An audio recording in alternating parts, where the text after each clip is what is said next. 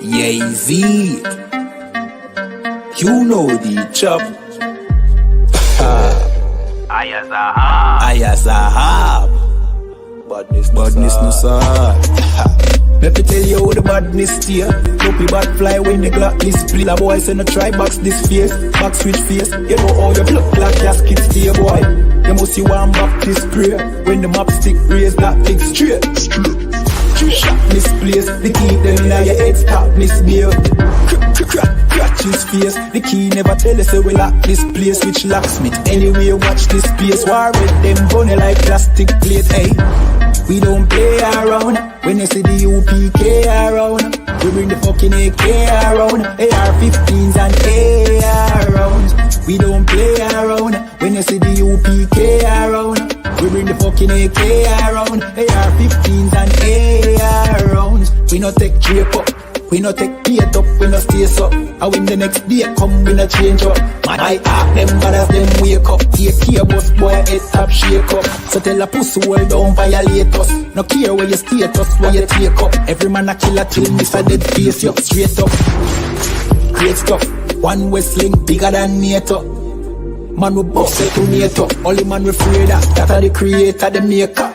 Hey, we don't play around. When you see the UPK around, we bring the fucking AK around, AR-15s and AR rounds. We don't play around. When you see the UPK around, we bring the fucking AK around, AR-15 and AR rounds. AR-15s and AR rounds. AR-15s and let me tell you how the badness steer. Dopey bad fly when the Glock display. Tell a boy say no try box this face, back switch face. You know how your blood clot gasket stay, boy. You must see one Baptist prayer. When the map stick raise that lick straight. Shot misplaced, the teeth them in your head stop misbehaved. Crack his face, the key never tell us we lock this place. Which locksmith, anyway watch this space. War with them bunny like plastic plate. We don't play around, when you see the UPK around. We bring the fucking AK around, AR-15s and AR rounds.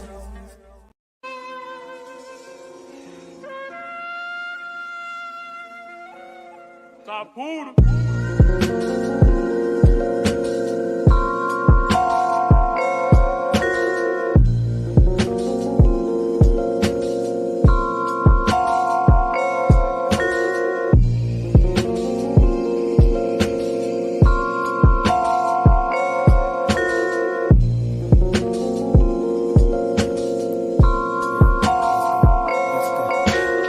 Belly of the beast, motherfucker, I'm a beast. See this world turn me out, with them toolies I'm a freak. It's a full moon out, I'm a wolf for God eat. Now I don't deal with fuck niggas, so my nigga keep it brief. I don't trust the white man, I can only trust my right hand. Born up in the war, it's like 03 up in Baghdad. Take you to my hood, where the sun don't really shine at. All we know is go. See, we know forgiving toe tags, PTSDs. Come and see how we living. It's a war at the block better.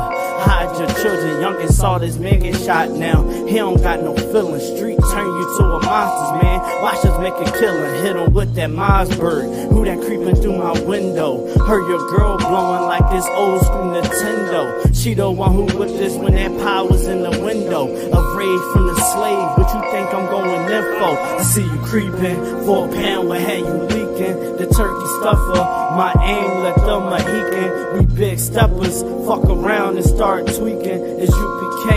Shema when I'm speaking. It's a big dog yard, where the fuck is my bone at? A soldier in the storm, so I'm used to the combat. First roll, roller 7, got copy the format. One West, we step on shit like a doormat. How you tryna take our shit and tryna run with this shit? Got me looking at you niggas like you son of a bitch. And I'm down for my niggas, so put my name on the list. Shorty say I can't have wives, but she's swallowing dicks. I think I'm the shit, big things, I'm straight from the rip. Niggas losing their cash, they getting high off they flip. I said, fuck the track, but I'm still in the mix. We can put the guns down and go straight to the fist. I'm built for this, I seen this in my dream, it's my fate. Reading through the scriptures, only fill my stomach with hate. Oppression is is a bitch, he passed the cup and all of us drink. All I want is revenge, don't give a fuck about rank. Promise we can make it hot. Me and all my niggas breaking more locks than Jamaican spots. Lying cause you dropped the dot. Never can I lose to a cracker like I'm Papa Doc. Dreaming trying to raid a spot, cause he the one who pushed the rock. Prove that I'm down for mine. Blood, sweat, and tears in that field, nigga. You can play the house, but I'm a field, nigga. Dressing all black, I'ma deal with you. Put the mask on. Fuck fighting for a pill, niggas. Real shit. I'm surrounded by them real killers. Look upon the eyes of a real nigga. Know the blood is deep and I'ma deal with you. When you in the mix, it get dark, keep the still with you. Your clique full of snakes, full of faggots, keep it real with you, nigga. What you talking about?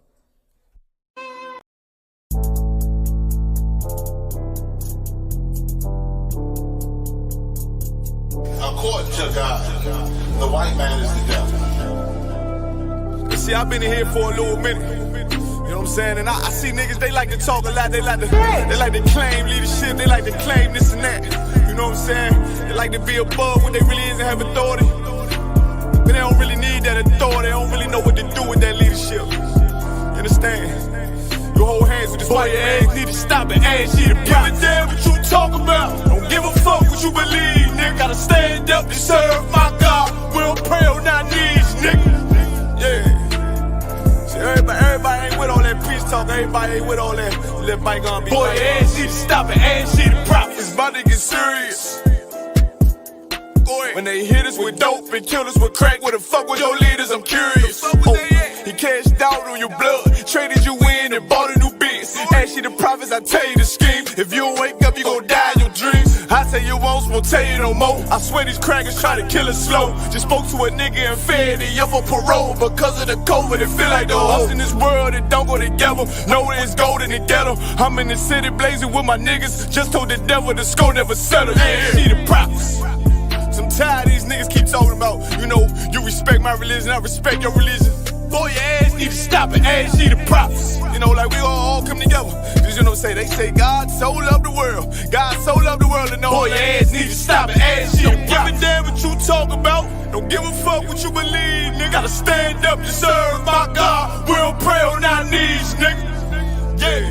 Hey, gentlemen, y'all, we don't pray on our knees, nigga. Gotta stand up. You know what I'm saying? Boy, your ass need to stop it, ass shit. Oh, I'm with step, I'm solid for show. To the fake niggas, stay silent, I got it, let's go. Let's go. I ain't taking no loss, ain't no token when we got the flow. Ain't no peace, just pay with your own. I'ma be loyal to the right arm. Tell him we can't keep me slate. And I can never let bygone be bygone. Got your baby mother on high, got your baby pass through the fire. Ain't she the prophets? That baby so belong to the Lord. How dare you abort it? Therefore will failure, bitch, I can afford it. I prepare slaughter, you bring me my water. Push your leaders weak, let them lies slip through their teeth. Their ass need to stop it, ass see the prophets. That's just the reality, Christians. I'm sorry to hurt your feelings. I know your pastor lied to you every Sunday for 30 years, but that's what the church is for, lying. That's why they exist, to lie the money out of your pockets. Boy, your ass need to stop it, ass need to give a damn what you talk about. Don't give a fuck what you believe, nigga. Gotta stand up to serve my God. We don't pray on our knees, nigga. We don't pray on our knees, nigga. Gotta stand up to serve my God. We don't pray on our knees, nigga.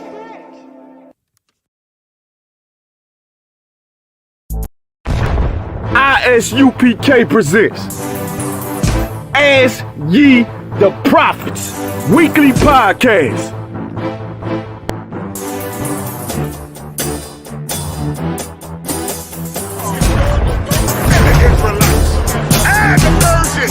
Every race in the movie. We are not the trusted. We are not the trusted. We are trusted, and we are not the trusted. Send in your questions to AskYeTheProphets@gmail.com or Ask Ye the Prophets on Facebook. And your questions will be answered live every Wednesday, 11 a.m. Eastern Standard Time. Shalom. He's speaking of his own. The white man made himself be the Egyptians and the Israelites. And the virgin. Every race in the movie.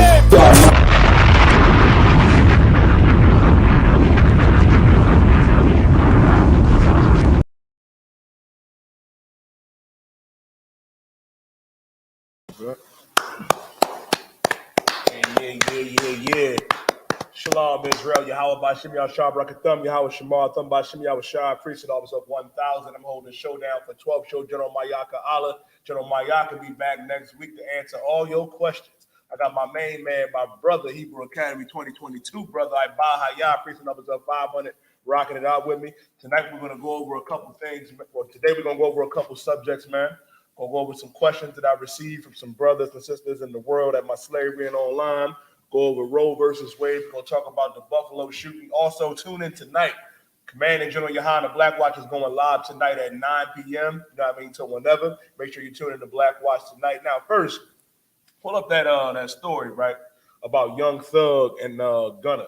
Now, Black man, Latino man, First Nation man and woman, now is more than ever to come out of America. Take your mindset out of America, because we have to realize, man, that gang culture in itself and the promotion of it, of drugs and murder and all that garbage, that's of the oppressor as well. Like, our people have an infatuation with the oppressor, right, by where they feel as though they could become some Italian mafioso, where you just want to be a gangster, not realizing that the oppressor is the real gangster.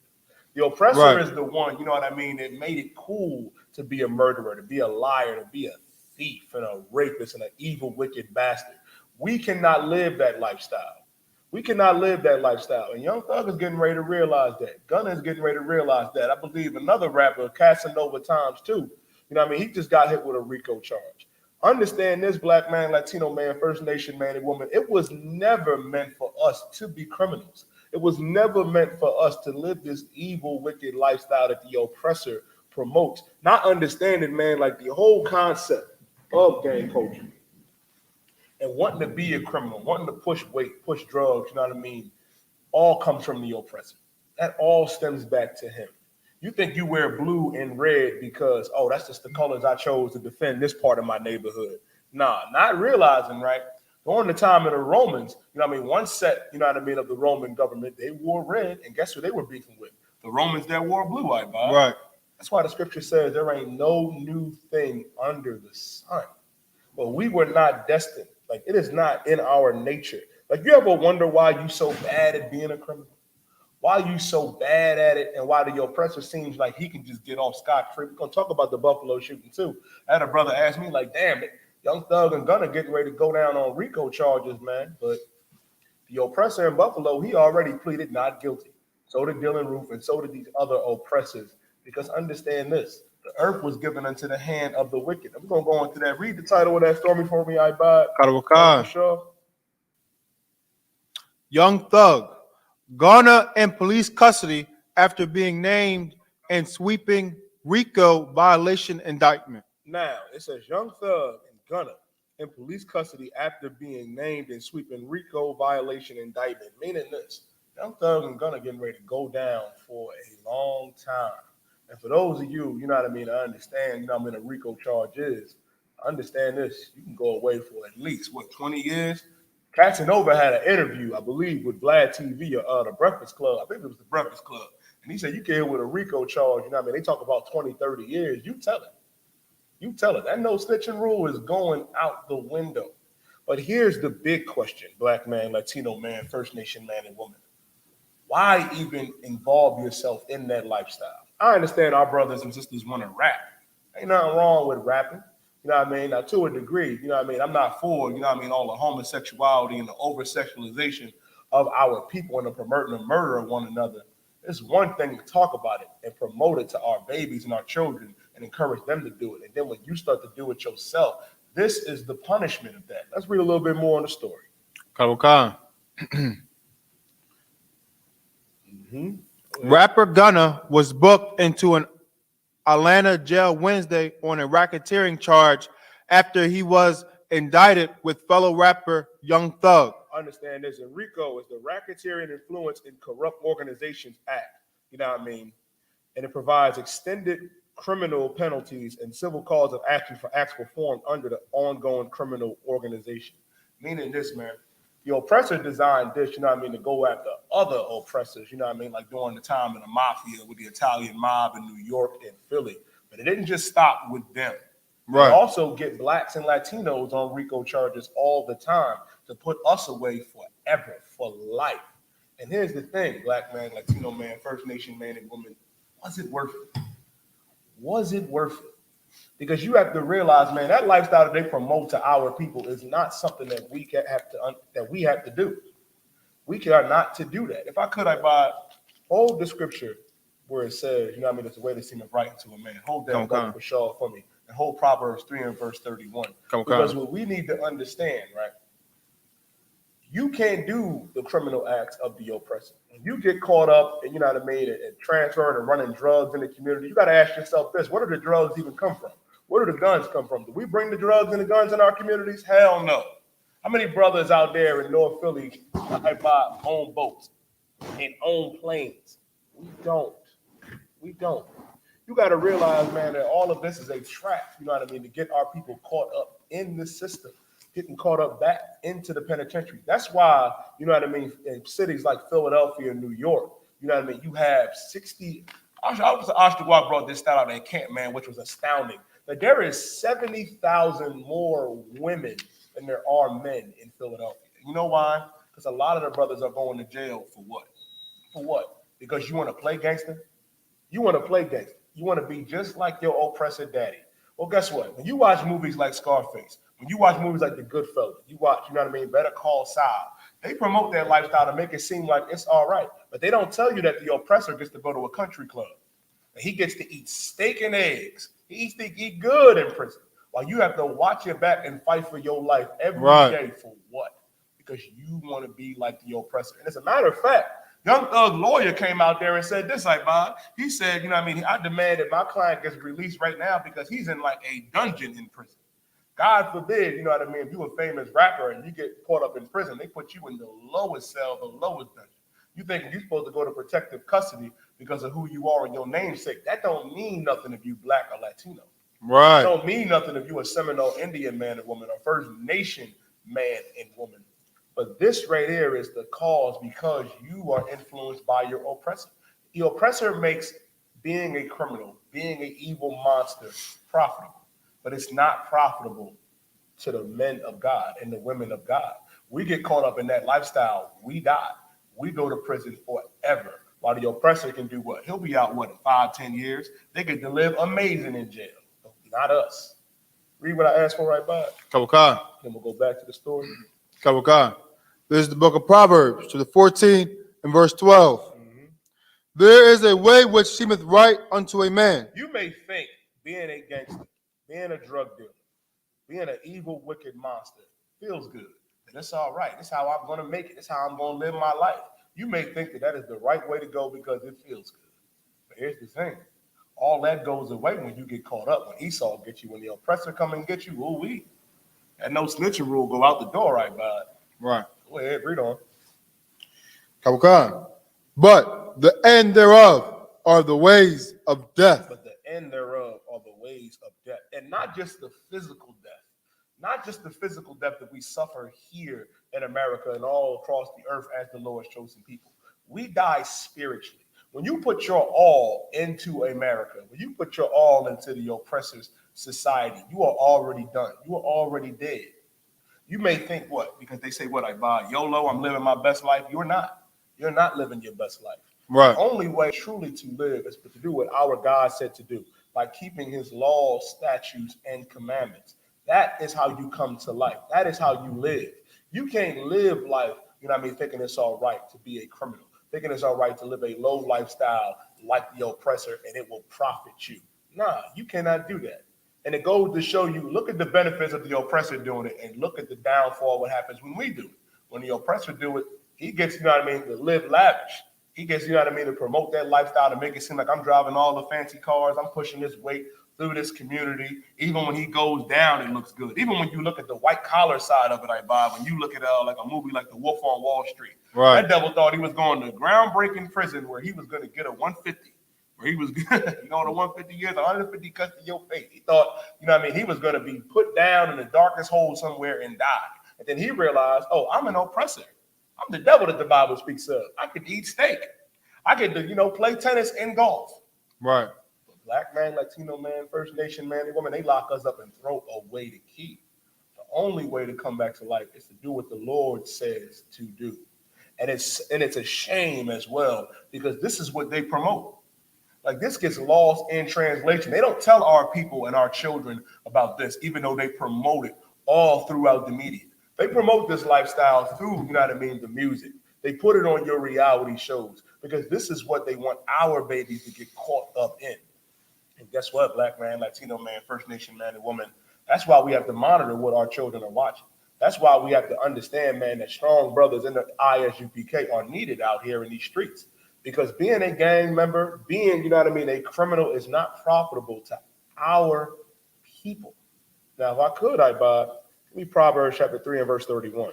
This is where it stems from. Because you look at the oppressor in his lifestyle and say, I have to get it. I have to live like that. I got to live like John Gotti. I got to live like, Al Capone. Black man, Latino man, First Nation man and woman. There is a way that we have to live. I'm going to go over that as well. But first, let me get this. This is the book of Proverbs, chapter 3 and verse 31. Mm-hmm. Envy thou not the oppressor. Read that again. Envy thou not the oppressor. Envy thou not the oppressor. The problem is, as the Lord shows the people, we think we can live his lifestyle. We think that, and we think we free, white, and 21. What does it mean where I say free, white, and 21? You think that you can do what the oppressor does, and reap all of his benefits. Our Black man, Latino man, First Nation man and woman, you get caught up in the gang lifestyle and the criminal lifestyle, you go down. Right. You're not supposed to envy the oppressor. If the oppressor wants to go out there and be a gangster, be a mafioso, be a murderer, let them do it. We were never designed to be that way. That's why we're so bad at it. That's why a lot of you brothers, you can't even fathom or understand. Damn, when I get pulled over, when I get locked up with my gun on me, while the oppressor gets to go out in a blaze of glory. Whew. And like General Muhammad always says, what does it take to put an oppressor behind bars? Right. What does it take? Because we see, we're going to go into the Buffalo shooting a little later, they make every excuse in the world for the oppressor and the crimes that they do. But Black man, Latino man, First Nation man and woman, not you. Not you. Because we're not meant to live like them. That's why the Lord had to tell us, envy thou not the oppressor. To go into a little bit into the Roe versus Wade, guess what it says? If you look up to the oppressor's woman and you think that it's profitable for you to abort your child and murder your babies, you are a damn fool. Right. Don't envy Becky or Susan or Gretchen. If they want to murder their babies, let them. Right. You better not do that. You can't kill your babies, Black woman, Latino woman, First Nation woman. Right. Black man, you can't murder your brother and your sister. You can't run drugs through the community and kill one another because the oppressor makes it look cool. No. The Lord said, envy thou not the oppressor. Read on. Kawakan. And choose none of his ways. And choose none of his ways. Because the lifestyle of, a criminal, best fits the oppressor. That's for him. Right. He's the top criminal on the earth. He's the deceiver of the earth. He's right. the one that can go up into a supermarket and murder everybody in there that's Black and Latino, and the entire earth will feel sympathy for him. They'll put his baby pictures out there. That propaganda machine is amazing, Nightbot. Right. They'll make it seem like, he was just a lone wolf. He was bullied. He was this. You can't live that lifestyle. You don't get that sympathy. In America, we are guilty even when we are innocent. Right. Not for the oppressor. While the Lord said, envy thou not the oppressor and choose none of his ways. We are not to choose any of these ways of the oppressor because it is to our detriment. It is to our detriment. Right. And understand this, talented rappers too. You know what I mean? You got, Gunna, young brother, Young Thug, young brother, Casanova times 2, young brother. And what did it get you? Give me the scripture where it says, you gain the whole world, lose thy soul. Understand that. And that's the other side that they do not show to our people. They show you the lavish lifestyle. They'll show you the mansion. They'll show you, all the parties that you'll have, all the fame and all of the glory. But at what cost? At what cost? At what cost? And the thing is, a lot of our young brothers don't understand that until you get caught up, until you get brought down. Like they make, killing your own brother, acceptable. You feel as though, especially if you're a young brother, and I don't blame the young brothers out there for the lifestyle that they live in. I blame their leadership. And their leadership is that Christian church. It is that Muslim mosque, man. And that's Right. why the church has to fall. That's why the Muslim mosque has to fall. Because a lot of you young brothers think it's all right. Oh, I got a problem with my eye. And that's another thing, too, that I didn't understand, Ibad. How the hell is that fellow black man and woman, Latino man and woman, your opposition? Right. Our real opposition are these other nations, is the oppressor. Right. The fact that you're quick, you know what I mean, to promote that lifestyle and pick up a gun and murder your brother, not realizing, you know what I mean, the everlasting, you know what I mean, penalties that come with that. There ain't no guns up in that prison, man. Right. Ain't no guns up in there. Do not throw your life away because your white daddy told you that it's profitable. You cannot do that. Read what you got, Ibad. Kabul Khan. This is the book of Matthew, chapter 16 and verse 26. For what is a man profited What is a man profit? Read on. if he shall gain the whole world? You shall gain the whole world. They promote this lifestyle to our people. And if you even look at the other side of it too, the side with the sisters, they promote the lifestyles of Meg Thee Stallion. They promote the lifestyles of Cardi B. And even Cardi B said it. She says she's tired of that. She doesn't want to be that woman no more. That, you know what I mean, being in the industry, being in Hollywood, and you know what I mean, in the rap game is bringing out them demons, and she just wants to be a mother. So what profit a man? Read on. Kabul Khan. If he shall gain the whole world, You shall gain the whole world. You'll gain everything that the oppressor promises you. All of the so-called benefits. I say so-called benefits because there's no benefits to the oppressor's world. Right. You think, you know what I mean, and not to switch gears for a minute. The oppressor puts out that propaganda that says you need to abort your baby to think about your education and schooling and your career, your job. You mean to tell me that that's more work than your baby? You mean to tell me, black man, Latino man, First Nation man, that you're going to listen to the murderer, you're going to listen to the rapist to get, you know what I mean, an illusion of success? Because that's all it is. The riches and gold of the oppressor and the fame, it's all an illusion. It's not real because the oppressor's kingdom is coming to an end, and it's coming to an end quickly. You mean to tell me that you'll rather gain all of that? You'll gain all that, but at what cost? I'll tell you the cost. Because Young Thug is about to realize what that cost is. Gunna is about to realize what that cost is. Casanova is about to realize what that cost is by gaining the entire world, meaning gaining, you know what I mean, the things of the oppressor's age of society, because world means age of society. Read on. and lose his own soul. You'll lose your own soul. You'll lose who you are. Because understand this, it is not in your nature, black man, to be a criminal, to be a murderer. Right. Not in your nature, black woman, Latino woman, to murder your child. But being in America has made our people cruel. It's made our people weak and susceptible to the oppressor in all of his deception. That's why the ISUPK is here. Because you're not going to learn this knowledge in the Christian church. Right. There's one thing that Gunna and all them rappers and Cardi B and Meg Thee Stallion all got in common. They're all Christians. Right. All of them are Christians. And guess what? There is no benefit to that lifestyle. Right. There is no benefit to it. And it goes to show you that there isn't no benefit to it, right? Look at every system. Now, if I could, go to that Roe versus Wade story with the secretary. When Commander General Yohana brought this out, I was blown away. I almost fell out of my chair. Because here's the thing. Black, Latino, and First Nation man and woman, the attack on our people is evident. It's evident. And we have to stop championing every cause that is not our own. Roe versus Wade ain't got nothing to do with us. If Becky and Susie and Gretchen and Olga, if they want to murder their children, let them do it. And that's the thing. They come to our people and say, well, we need you, Shaniqua. We need you, we need you to go out here, you know what I mean, and stand up against, you know what I mean, the system and say, I need the right to kill my baby. Not realizing that is as old as time. What do I mean by as old as time? The Egyptians started that. Right. They started, you know what I mean, the abortion system and how to get rid of our babies because we were fruitful and multiplying. Now, if I could, read the title of this story for me, Bubba. Kabul Khan. Everybody watching.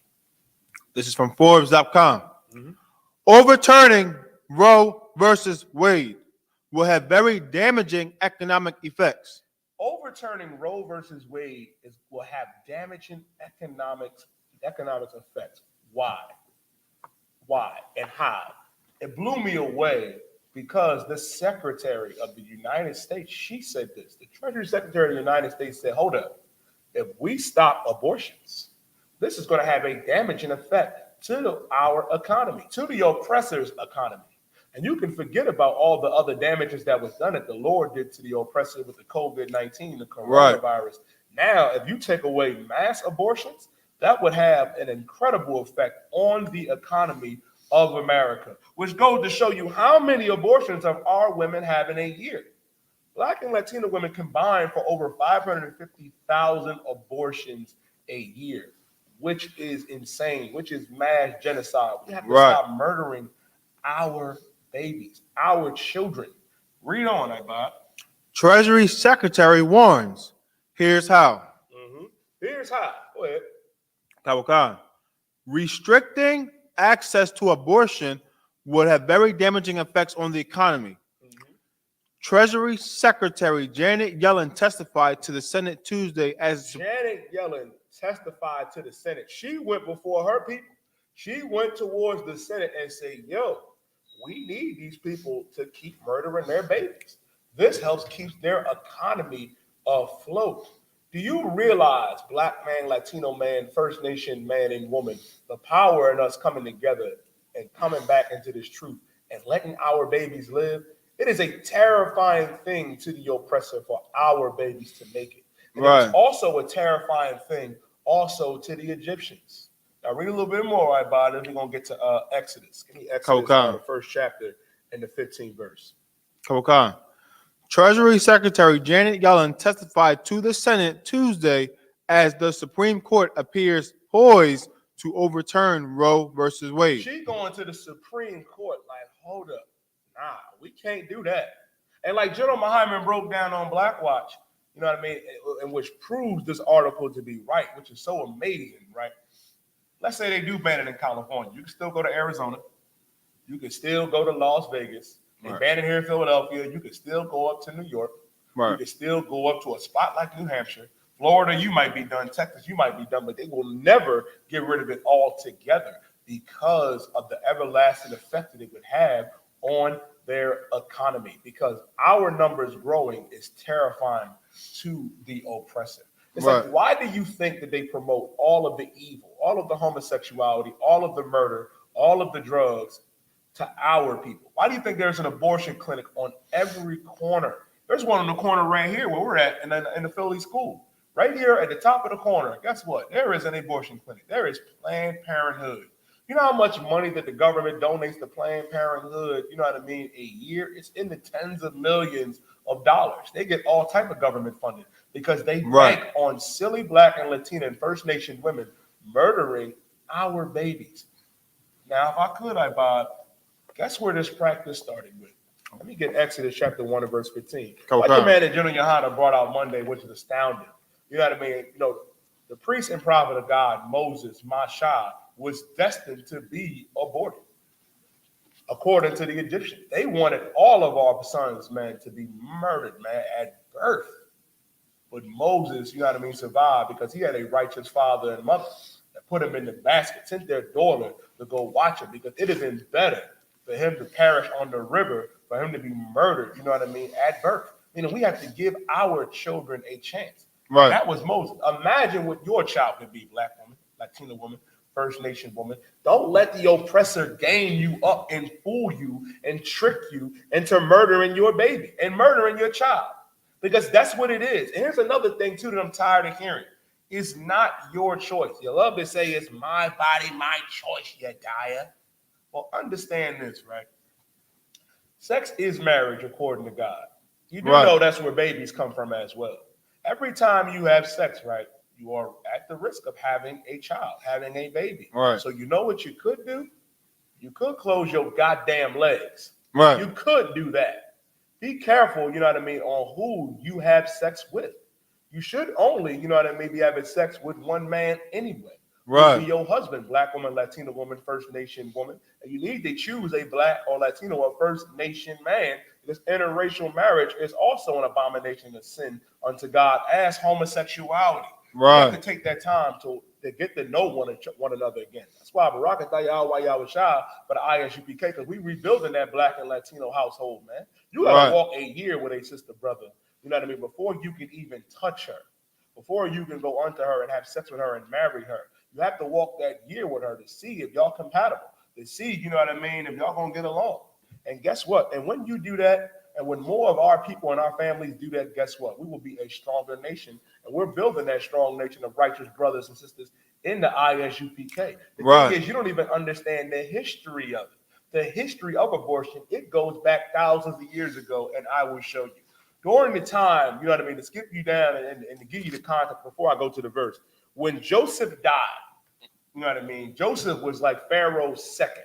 Pharaoh was like the president, and Joseph, you know what I mean, the forefather of Ephraim and Manasseh was like his vice president. When he died, the Egyptians looked at us and said, yo, man, these Hebrews, man, are growing more and mightier than we. These Israelites, man, over there in the land of Goshen, we were separated from the Egyptians. We wasn't all kumbaya with them. We had Goshen, and they had over there up in Upper Egypt. We was all right. We was cool and secluded. But they looked at how we were multiplying and growing and having them babies, and they got terrified at that. As a matter of fact, read that, Bubba Quashaw. I believe it's verse 6 or 7. Start right there and then drop me down. Kabukan. This this is the book of Exodus, chapter 1 and verse 10. Mm-hmm. Come on. Let us deal wisely with them. They said, let us deal wisely with them. They looked at us and was like, yo, Futu, you see them? You see them Israelites out there? You see them Latinos? See them, that First Nation man, woman? We got to deal wisely with them. They having babies, you know what I mean, by the second. They grown. Which goes to show you, right, that the Lord does not love everybody. Right. The Lord does not love all races of people. The Lord separated us, as Leviticus 20 and verse 26 says. These heathens right here, these Africans that you love and hold a dear to, they looking at us and said, we have to deal wisely with them. Because the African understood, man, that we are not the same people. We ain't the same people. The problem is, if I can just get off topic, just 1 second, I buy. Our people get caught up in something called colorism. Well, you got to realize, to give you a little context, we fled into Africa after Jerusalem fell in 41 AD. When Jerusalem fell, man, under Vespasian and Pompey and Titus, we fled into Africa. Why? Because, you know what I mean, we are of a darker hue. Don't mean it that we are Africans. It's just that there's some similarities. It'd be harder for them to find us amongst the Africans. Well, we'd have went to China. Of course, they'd have found us over there.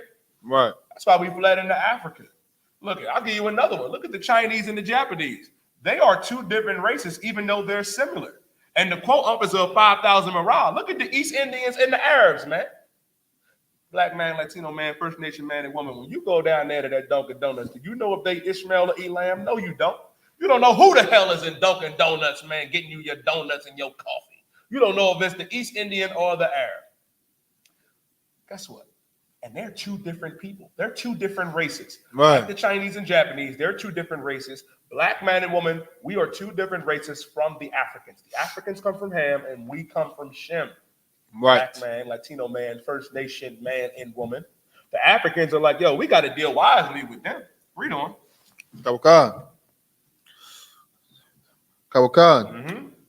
Lest they multiply, and it come to pass. And he said, lest they multiply. The Africans was looking at it like, hold on, man. They numbers is getting out of control. They having babies by the second. You can forget about the Northern Kingdom, man. Our brothers and sisters, man, of the tribe of Issachar and the tribe of Asher and the tribe of Ephraim, they have babies like that. Black woman, you do the same thing, man. A lot of our mothers had how many children? 6, 7, 8, 9, 10 babies, man. You know damn well your mama just got just as many kids as Miss Wayans from the Wayans family. That's something that we do, man. We always had a lot of children. Right. These Africans looked at that and got threatened by it. The same way the oppressor is threatened by that today. That's why they said it would damage their economy if they overturn abortion in its entirety. Read on. That when there falleth out any war, they join also unto our enemies. They said, man, we don't want them to join also into our enemies. Them Egyptians were terrified that we would join on to their enemies and overcome them. Well, that wasn't even in our mind, Black, Latino, and First Nation woman. That's why the Lord sent, you know what I mean, a prophet of God, Moses, man, who avoided death, who avoided being abortion by the grace and mercy of our God, by giving him righteous parents, a righteous father and a righteous woman. Now, drop down to verse 15.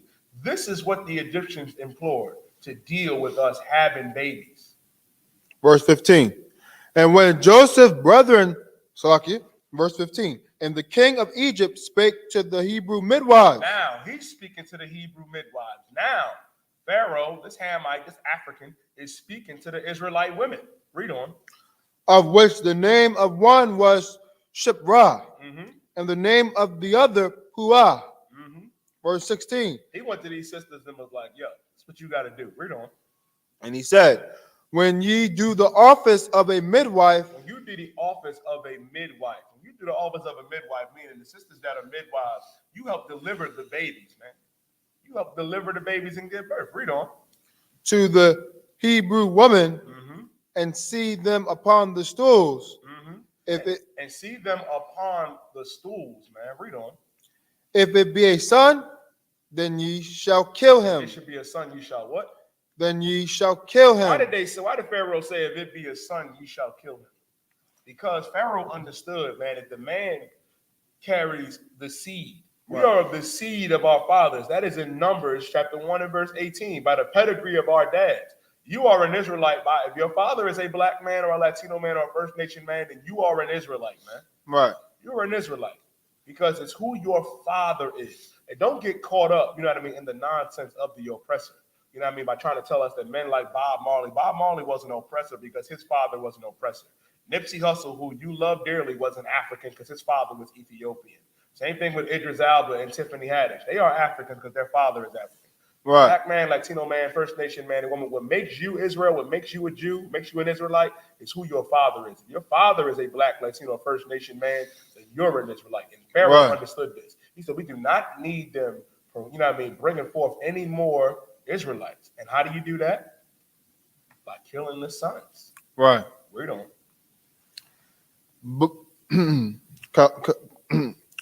But if it be a daughter, then she shall live. They said if it be a daughter, the daughter can live. The daughter can live. Why do you think, you know what I mean, during the time of slavery, right, that they would kill off all the men and take the women? Like the Africans and the oppressor and the Arabs would have sex harems, man, fill of our women and our babies, man, and they would kill the men. Why do you think that is? Why do you think they're promoting interracial marriage right now like they are for the oppressor to go and get our women, man? Because they know, you know what I mean, and they understand something that's crucial. But that black man holds the seed.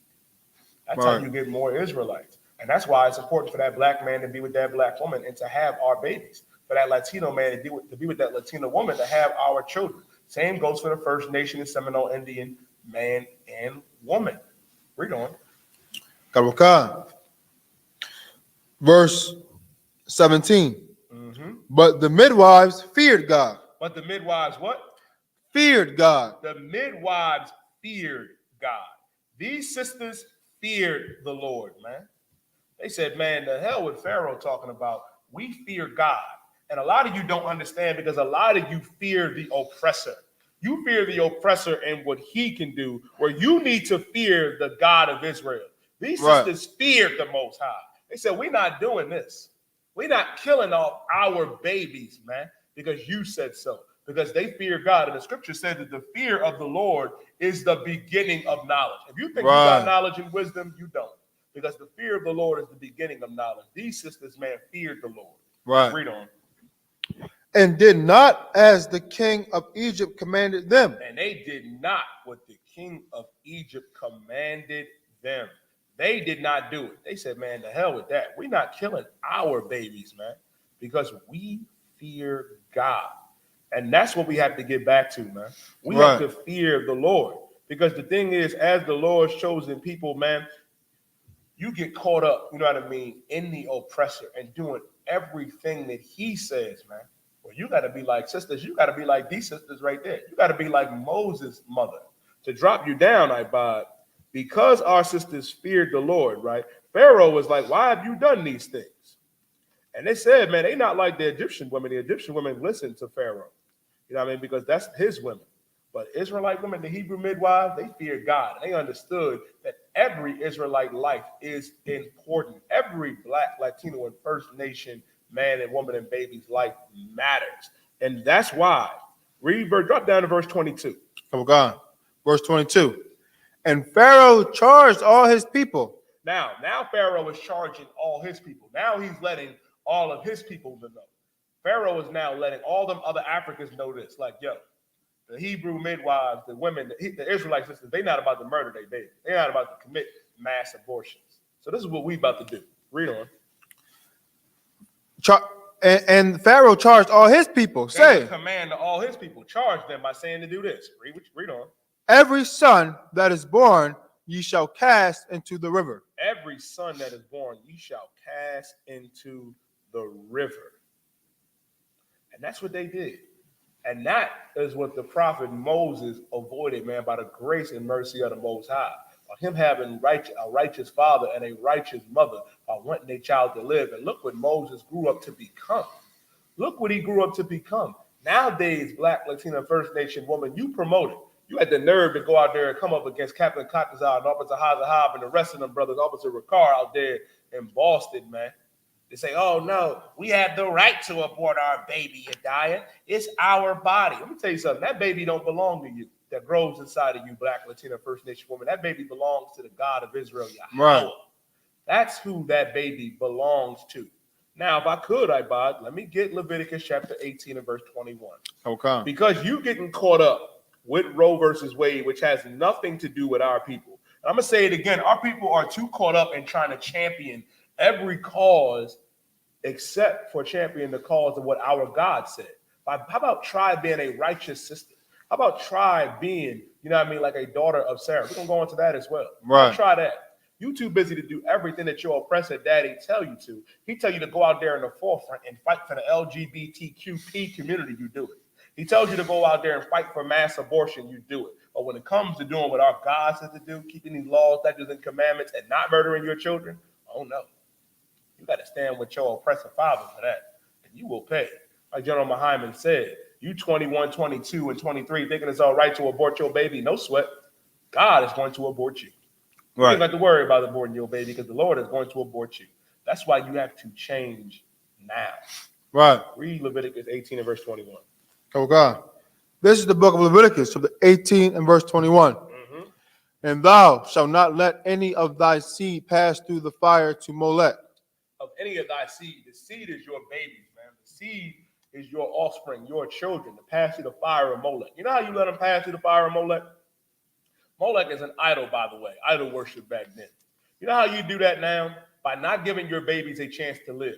By going and being traumatized in that birth, in that Planned Parenthood and in that abortion clinic, man. I've had brothers and sisters in the world tell me personally that they will never forget the smell of that place, man. Right. How disgusting and vile it is. A lot of you sisters don't think that we know that you have PTSD from cutting on your damn vacuum cleaner because the oppression and stuff to vacuum up your private parts, up your vagina, and suck that baby out and murder your baby. Can't do that. That's how you cause your babies to pass through the fire of Molech. You know what other ways that you do that? By telling your children to celebrate Easter, to telling your baby and lie to them that it's all right to go into that church and go in that backyard and collect eggs that came from a bunny when rabbits don't lay eggs. Right. By telling them it's all right to dress them up and go to strangers' houses and celebrate Halloween. That it's all right to get a damn Christmas tree in your house. You know what I mean? And really celebrate the birth and death of Nimrod, man. Right. The Lord said, learn not the way of the heathen, man, and choose none of his ways. We ain't supposed to do those things, man. That's how you cause our babies to pass through the fire of Molech. Let me get Deuteronomy chapter 28 and verse 50. Matter of fact, before you get that, give me Lamentations chapter 4 and verse 3. Because here's the thing, right? Here's the thing. If Susan and Becky and Gretchen, if they want to do it, they can. Let them be evil towards their own. Why do you think the oppressor is pushing that ban anyway? It's really for his women. He don't want his babies to be aborted because they care about their children.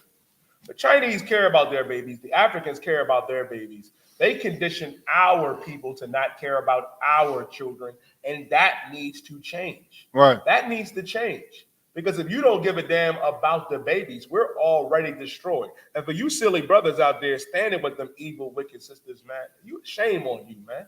And it goes to show you how weak we have become. How the hell you gonna be out there cheering your rib on, cheering your Eve on, like, yeah, it's her body, her choice. I had one evil, wicked nigga tell me, if you can't afford it, then abort it. Like, goddamn, brother. Meaning somebody should have aborted you. But you'll be like, oh, no. I like my life. I like how I'm living. Don't you think that your son or daughter deserves that same chance? Right. Like, sister, don't you think your child deserves that same chance? Like, you know what I mean? I understand this. And for those of you, and I understand, like, and they bring out this crazy statistic too. But your diet, what about the sisters that get raped? Do you know what the stat is on that? It's 0.5. 0.5. The number is so low of the sisters that actually get raped, that actually go and get pregnant and have that child. And even if you do, you can give that child to the ISUPK. Right. If you don't want to be a mother or be a father to your babies, give them to us. Like General Muhammad said, we're going to raise them up anyway when they come in this truth. Right. Shit, I was what, 27, 28, I think, when I crawled to this door, half dead, half destroyed, man. You know what I mean? For these generals and captains and officers, you know what I mean, to raise me up. We'll do the same thing for your babies, for your children. But no, you don't want to do that. You want to champion Roe versus Wade. You want to go out there and promote, you know what I mean, the past genocide of our babies. Read what you got, Ibad. Lamentations chapter 4 and verse 3. This is the book of Lamentations, chapter 4 and verse 3. Mm-hmm. Even the sea monsters draw out the breast. Even the sea monsters draw out the breast. What does that mean? Even the shark, even the orca, the great, you know what I mean, the killer whale and the blue whale, and those other, you know what I mean, monsters of the deep that, you know what I mean, that we haven't seen or that's in the ocean. Right. They draw out the breast. Meaning when they're born, they're drawn to their mother's breast. Right. Read on. They give suck to their young ones. They give suck to their young ones. Meaning this, even the sea monsters, even, you know what I mean, the monsters of the sea take care of their young. They do it. Animals do it. Why is the Lord saying that? Why is the Lord bringing out that even the sea monsters draw out the breast and suck them? Why is the Lord saying that even these animals and creatures do it? Read on. The daughter of my people. The daughter of who? Of my people. The daughters of my people. Who are the daughters of my people? Who's the daughter of my people? Who is the Lord talking about? The Lord is talking about that black woman. Right. The Lord is talking about that Latina woman, that First Nation woman. But the daughter of my people, read on. Is become cruel. It's become what? Cruel. It's become cruel. You become cruel, black woman, Latina woman, First Nation woman. You become cruel. You think it's all right to murder your child. You think that you don't need no man. You think you don't need no order. You become cruel here in America. Right. To your babies, and to that black man and Latino man and First Nation man. Read on. Kawakan. Like the ostriches in the wilderness. Like the ostriches in the wilderness, man. Like the ostrich in the wilderness, man. You got some birds that are cruel to their young, man. That are cruel, like the ostrich. That's how you have become to our babies, by not wanting to give them a chance. And that's a curse from God, believe it or not. That's a curse from God, and I can show it to you. Now give me Deuteronomy chapter 28 and start at verse 54. Understand this, man. This is a curse from the Lord. Matter of fact, start at verse 56. Baba Kushaw. You think, you know what I mean, you aborting your babies and murdering your babies is something that the oppressor, you know what I mean, is encouraging you to do, which he is. But that's also something that the Lord said would be a curse that would befall our people, man, if we didn't do what the Lord said to do. And the Lord told us to do everything that he said, to keep the law, statutes, and commandments. Read on. Kaukan. This is the book of Deuteronomy, chapter 28, verse 54, 56. Mm-hmm. The tender and delicate woman among you. The tender and delicate woman among you. Now, there was a time, right, where that black and Latina and First Nation woman was so tender and so delicate, so graceful. And the only way, and only sisters, you know what I mean, out here on this earth that's like that now are in the ISUPK. Right. You ain't gonna find that in the world. You're gonna be looking. Lord said, of 1,000 men, I found one that were righteous. Out of 1,000 women, he found none. Not saying that you're not gonna find a righteous sister in the world. You just gotta work a lot harder. Right. And save you some trouble. They right here in the ISUPK, Black, Latino, and First Nation, man. Right. Read on. Karawakan. Which will not adventure to set the sole of her foot upon the ground for delicateness and tenderness. Now, there was a time where our sisters, you know what I mean, did not, you know what I mean, set their sole of their foot upon the ground. There was a time where sisters was not walking out here barefoot. And nowadays, I got to talk about it, because sisters nowadays think it's all right to be earthy and eccentric, that you are one with Mother Earth. And that is idolatry as itself. That's right. You ain't supposed to be out there burning sage and smoking weed and Reggie out there in the goddamn concrete guy by in the grass. You know what I mean? Thinking you becoming one with nature. Nah, you just a whore with a head wrap on. Right.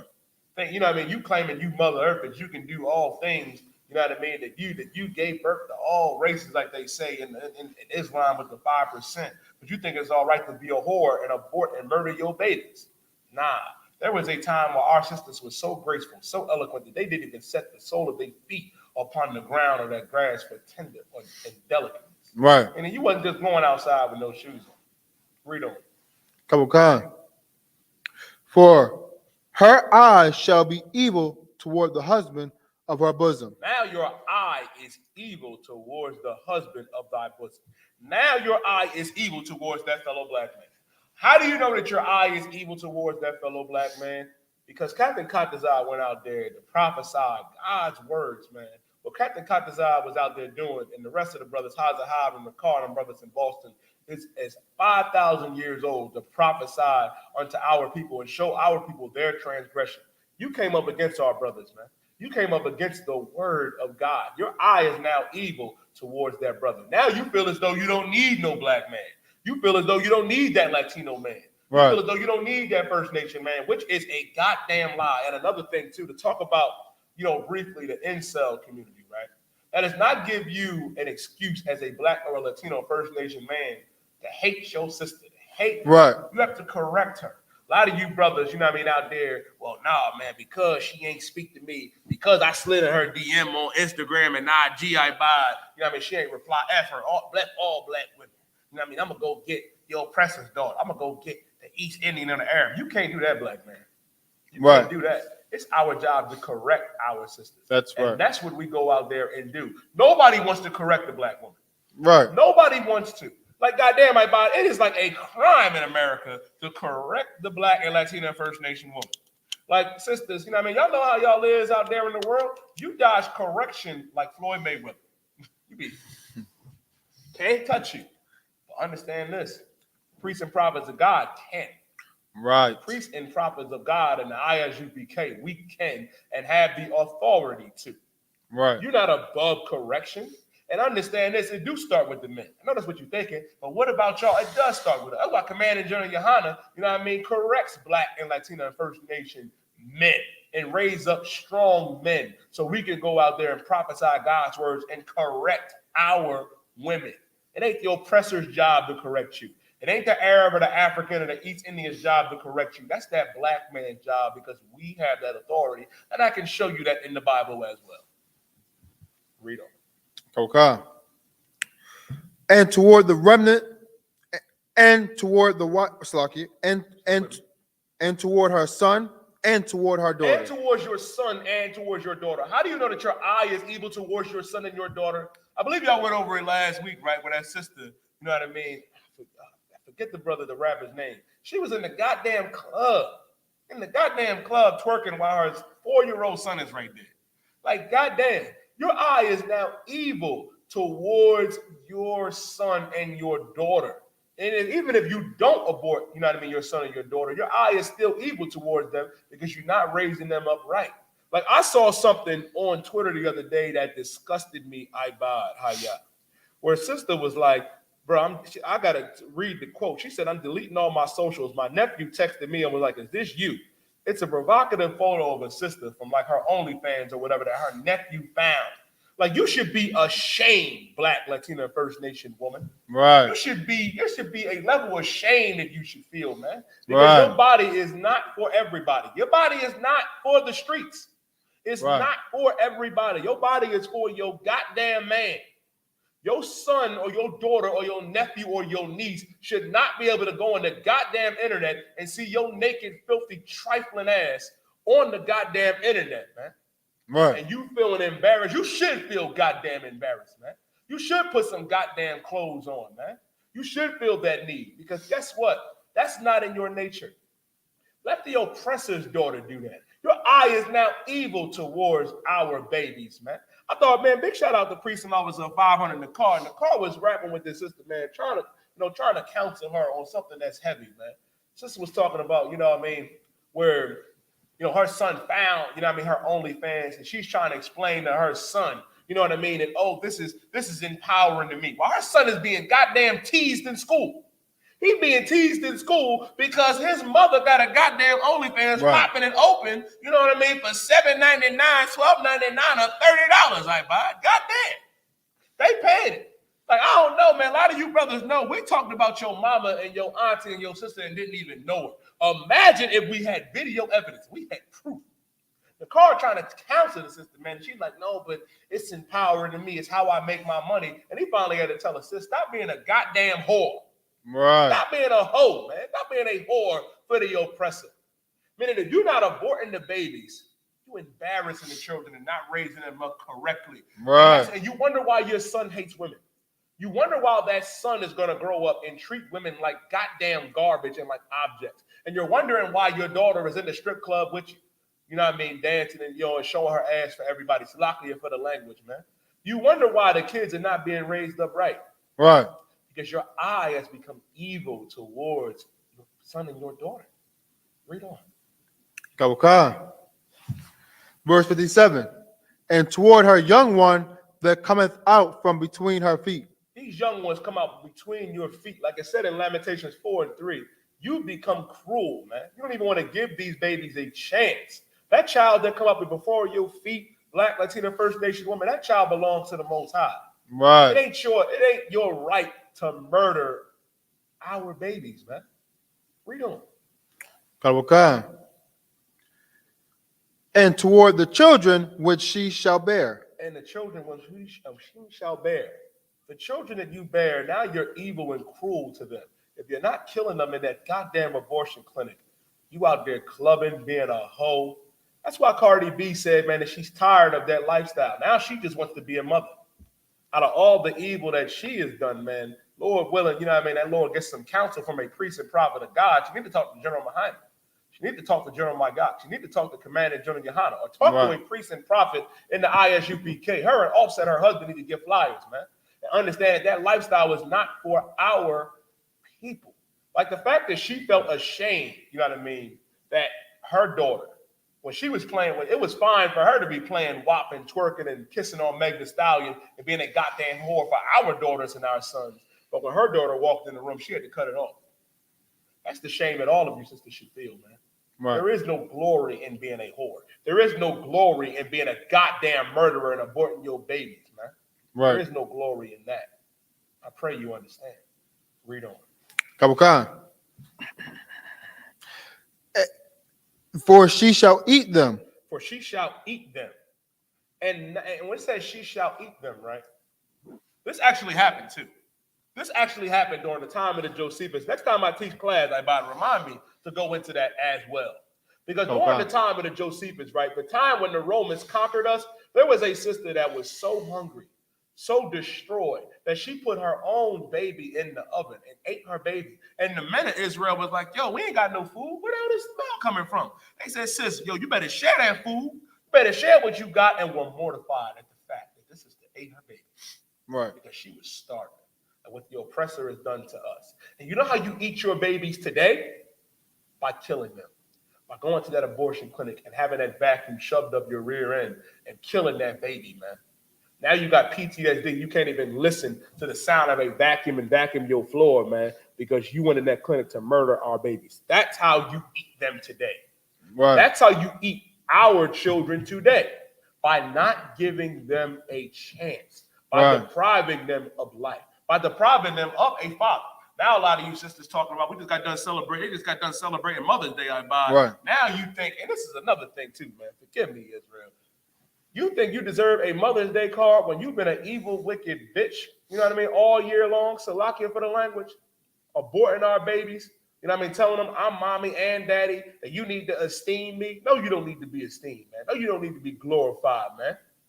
And that's why we go out there and do what we do and do what the Lord said to do. Right. This is something, you know what I mean, as old as time that our sisters need to understand and do.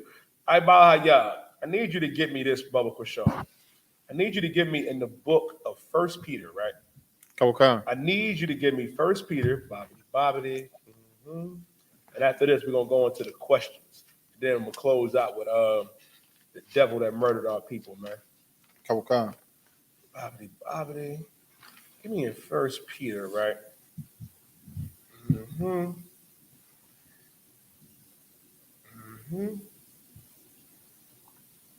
Get me 1 Peter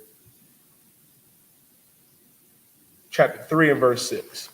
This is how every Black and Latina and First Nation woman should operate. And I'm going to explain it to you verse by verse. Give me 1 Peter chapter 3 and start at verse 6. Matter of fact, start at verse 5. Start at verse 5, like Bubba Kushar. Please start at verse 5. Okay. This is the book of 1 Peter, chapter 3, and verse 5. For after this manner, in the old time, the holy woman also. The holy women also. What does it mean to be holy? Contrary to your belief, right? To your Christian mind, right? Holy means to be separate, set apart. It ain't your mama, your auntie with that crazy feather hat on in church. Holy means to be separate, set apart. The holy women, the women that were set apart, the women that were separate, man, that wasn't trying to be confined to the ways of the oppressor in America and Babylon and Egypt. The women that did what God said to do. Right. Read on.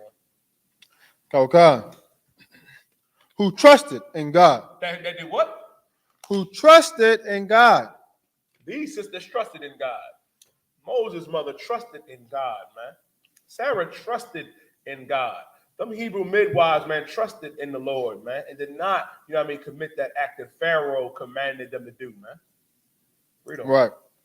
Adorned themselves being in subjection unto their own husbands. Adorned themselves into being subjection unto their own husbands. What does it mean to be in subjection to your own husbands? Meaning you have to do what that Black man says, Black woman.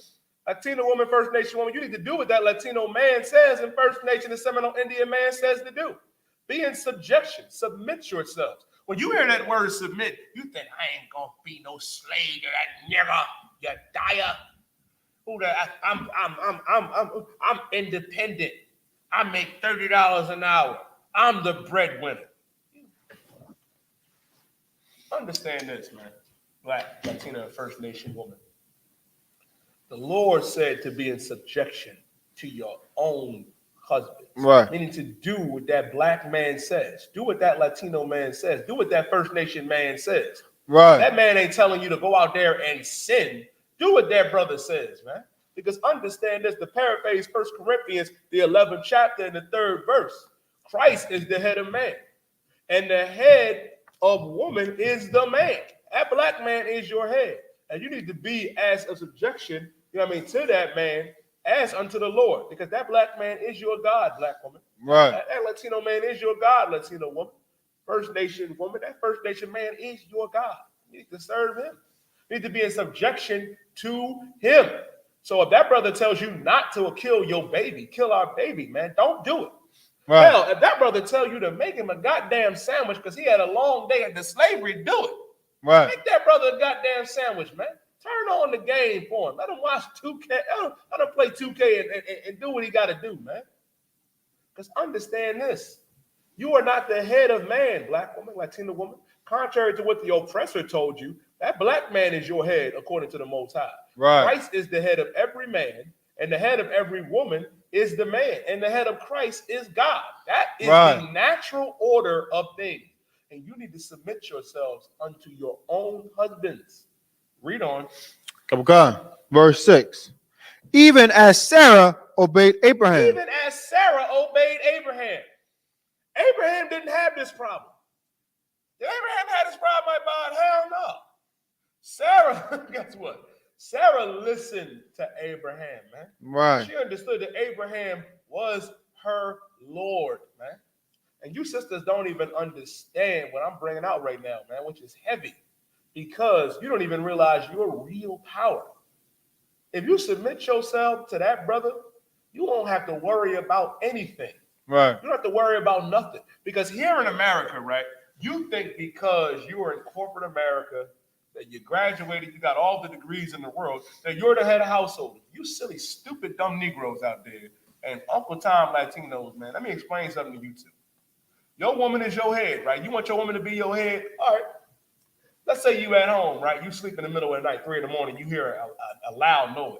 You're gonna wake baby up and be like, yo, baby, you about to go downstairs and fight that intruder while I sit up here curled up in the bed under the covers. Damn all that. Right. And since by that logic, you got to go do it because you make $30, $40 an hour. You the breadwinner. You gonna look at that brother and not respect him. You can submit to that brother in the bedroom. You can change position. You know, he tell you to bend over, do whatever. You do it. You'll give your body up to that brother, but you don't want that brother to rule over you. That black man rules over you, black woman. Right. Latino woman, that Latino man rules over you. He is your Lord. He is your head. You need to obey that black Latino First Nation man like Sarah obeyed Abraham. Read on. Calling him Lord. Calling him Lord. That's another thing, man. You too busy calling him, well, I hate that nigga. Who the hell he think he is, man? Call him Lord. Call him Lord. You don't even realize your real power. You don't even realize it. You want that brother to take the trash out, go up to him and while he's playing the game and be like, Salakia, my Lord, if I may. You know what I mean? Go up there and do that. Go up there and do that. Put on them glorious oils, you know what I mean, that Captain Tazariak putting out, man. Right. Guess what? You'd be surprised. You'd be surprised. But now you got that masculine spirit, that masculine spirit. You want to be an ultra feminist. You want to be an ultra feminist like the oppressor's woman. Right. You think you can dictate and rule to that brother. You think you can go up to that man and be like, yo, nigga, I need you to take out the goddamn trash, man. Nah, you can't do that. Right. You cannot do that. There was a time, like the scripture says, man, where our women were so tender and so delicate, man, and so graceful that even trying to put on that masculine spirit was taboo. It was taboo. Right. Sarah obeyed Abraham by calling him Lord. How about that? Right. Call your man Lord. Be graceful. Speak with that soft voice. Put on, you know what I mean, them oils, you know what I mean, and them smell goods, man. Guess what? Guess what? You'll realize that you got a lot more power than you realize. But you need to understand this. You were not meant, black, Latina, First Nation woman, to usurp authority over that man because that man is your head. That man is your Lord. Read on. Okay. Whose daughters ye are. And you're the daughters of Sarah. Meaning you have to be like her. Read on. As long as ye do well. As long as ye do well. Read on. And are not afraid with any amazement. And not afraid with any amazement. Meaning if you are submitting yourself to your husband, calling him Lord, doing what he tells you to do, guess what? You don't have to worry about nothing. Right. Like the sisters in the UPK don't have a care in the world. They are fine. Even the ones that are not married because the priests take care of them. And the ones that are, they are in complete subjection to their husband. They do what their husband says to do.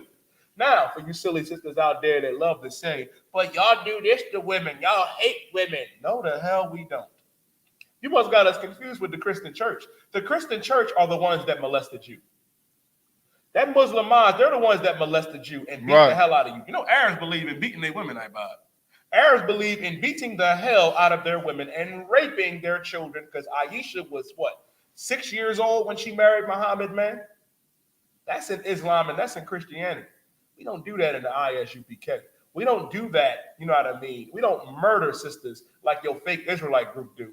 And then go out there and say, nah, man, we washed our blood. We washed our hands of Joy Morgan. That ain't on us when it is on y'all, man. Right. We don't do that. We take care of Black, Latina, and First Nation men, women, and babies in the ISUPK under command of General Yohana.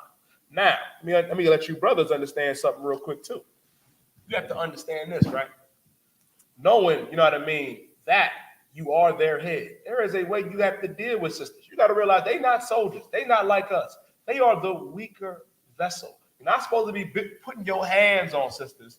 You're not supposed to be just verbally abusing and mentally abusing her like Ike Turner for nothing because the wind blew in the wrong direction. You ain't supposed to do that, man. You ain't supposed to be like that. Read verse 7. Kawakan. Slack you. Got it, sir. Yeah, read verse 7, Bubba, for sure. Kawakan. For you brothers out there. Verse 7. 1 Peter 3 and 7. Likewise, ye husbands, dwell with them according to knowledge. Likewise, ye husbands, dwell with them according to knowledge, man. Meaning, dwell with your wives according to knowledge, man. Meaning, treat them the right way. Don't be abusive. Don't be an evil, wicked monster to them. You don't got to be an admiral in the oppressor's military to your wives, man. You don't got to be like that. Read on. Giving honor unto the wife. Giving honor unto the wife. Because you got to understand, that's your wife, black man. When you have sex with that black woman, that is your wife according to God. Latino man, when you have sex with that Latino woman, that is your wife according to God. And you have to give her her honor. You have to treat her accordingly. You don't have to abuse her. You don't have to psychologically destroy her. You don't. You do have to correct her.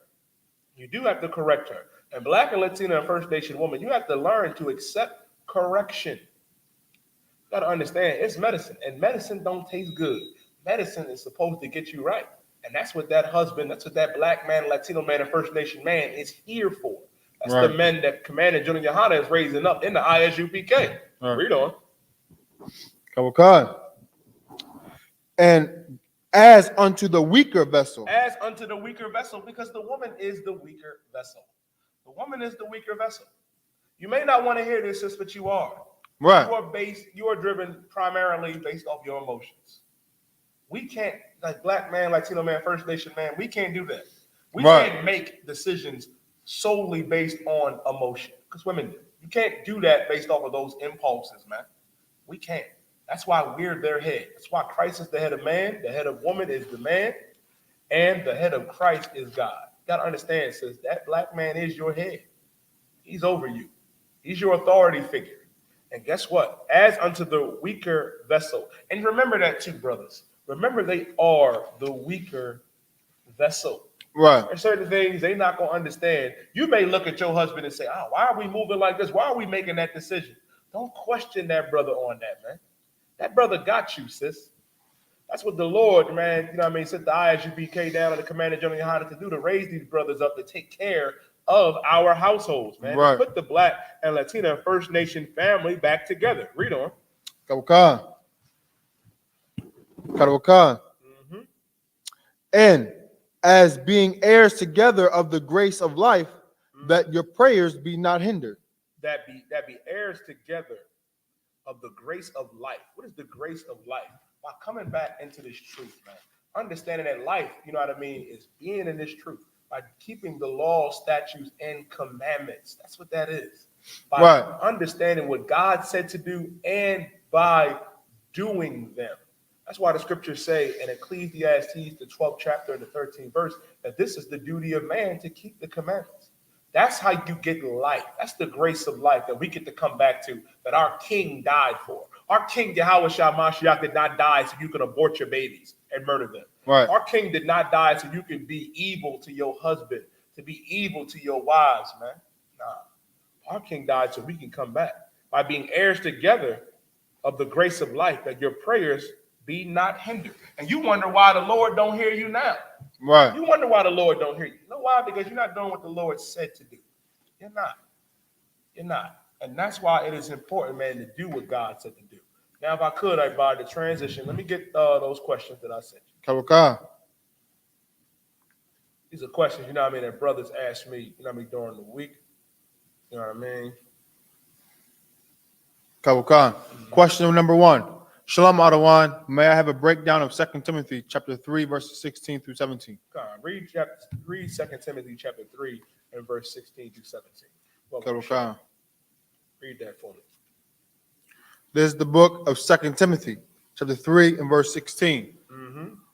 All scripture is given by inspiration of God Go ahead, keep reading. and is profitable for doctrine, Mm-hmm. for reproof, for correction, for instruction, and righteousness. Now, start again from the top. This is the book of 2 Timothy, chapter 3, and verse 16. Mm-hmm. All scripture is given by inspiration of God. All scripture is given by inspiration of God. What does it mean where it says all scripture is given by the inspiration of God? What does that mean where it says all scripture is given by the inspiration of God? I'll tell you. When it says all scripture is given by the inspiration of God, meaning this Bible, right, was written by Black and Latino men and First Nation men, like prophets, you know what I mean, from Moses all the way down to our King, Yahweh Shah Mashiach, the greatest man ever walked this earth, Christ. Meaning this, all scripture is given by the inspiration of God. Meaning men of God put this together. The Lord put this together by using prophets of God. And what we have to realize, this, you know what I mean, when the oppressor likes to say, well, you know, it ain't just the oppressor. You got silly Negroes that say, well, you know what I mean, that's the white man's book. It's the white man's book. Well, meanwhile, you do everything else that the oppressor tells you to do. Right. He tells you to abort your babies, you do it. He tells you to be a murderer, you know what I mean, and go out there and be an Italian mafioso, you go and do it. Not realizing that the Bible was written by strong Black and Latino men, prophets of God, man. Moses, who was of the tribe of Levi, who would be a Haitian brother today. Joshua, who was a Puerto Rican, man. All scripture is given by the inspiration of God. Read on. And is profitable for doctrine. And it's profitable for doctrine. What does it mean for profitable for doctrine?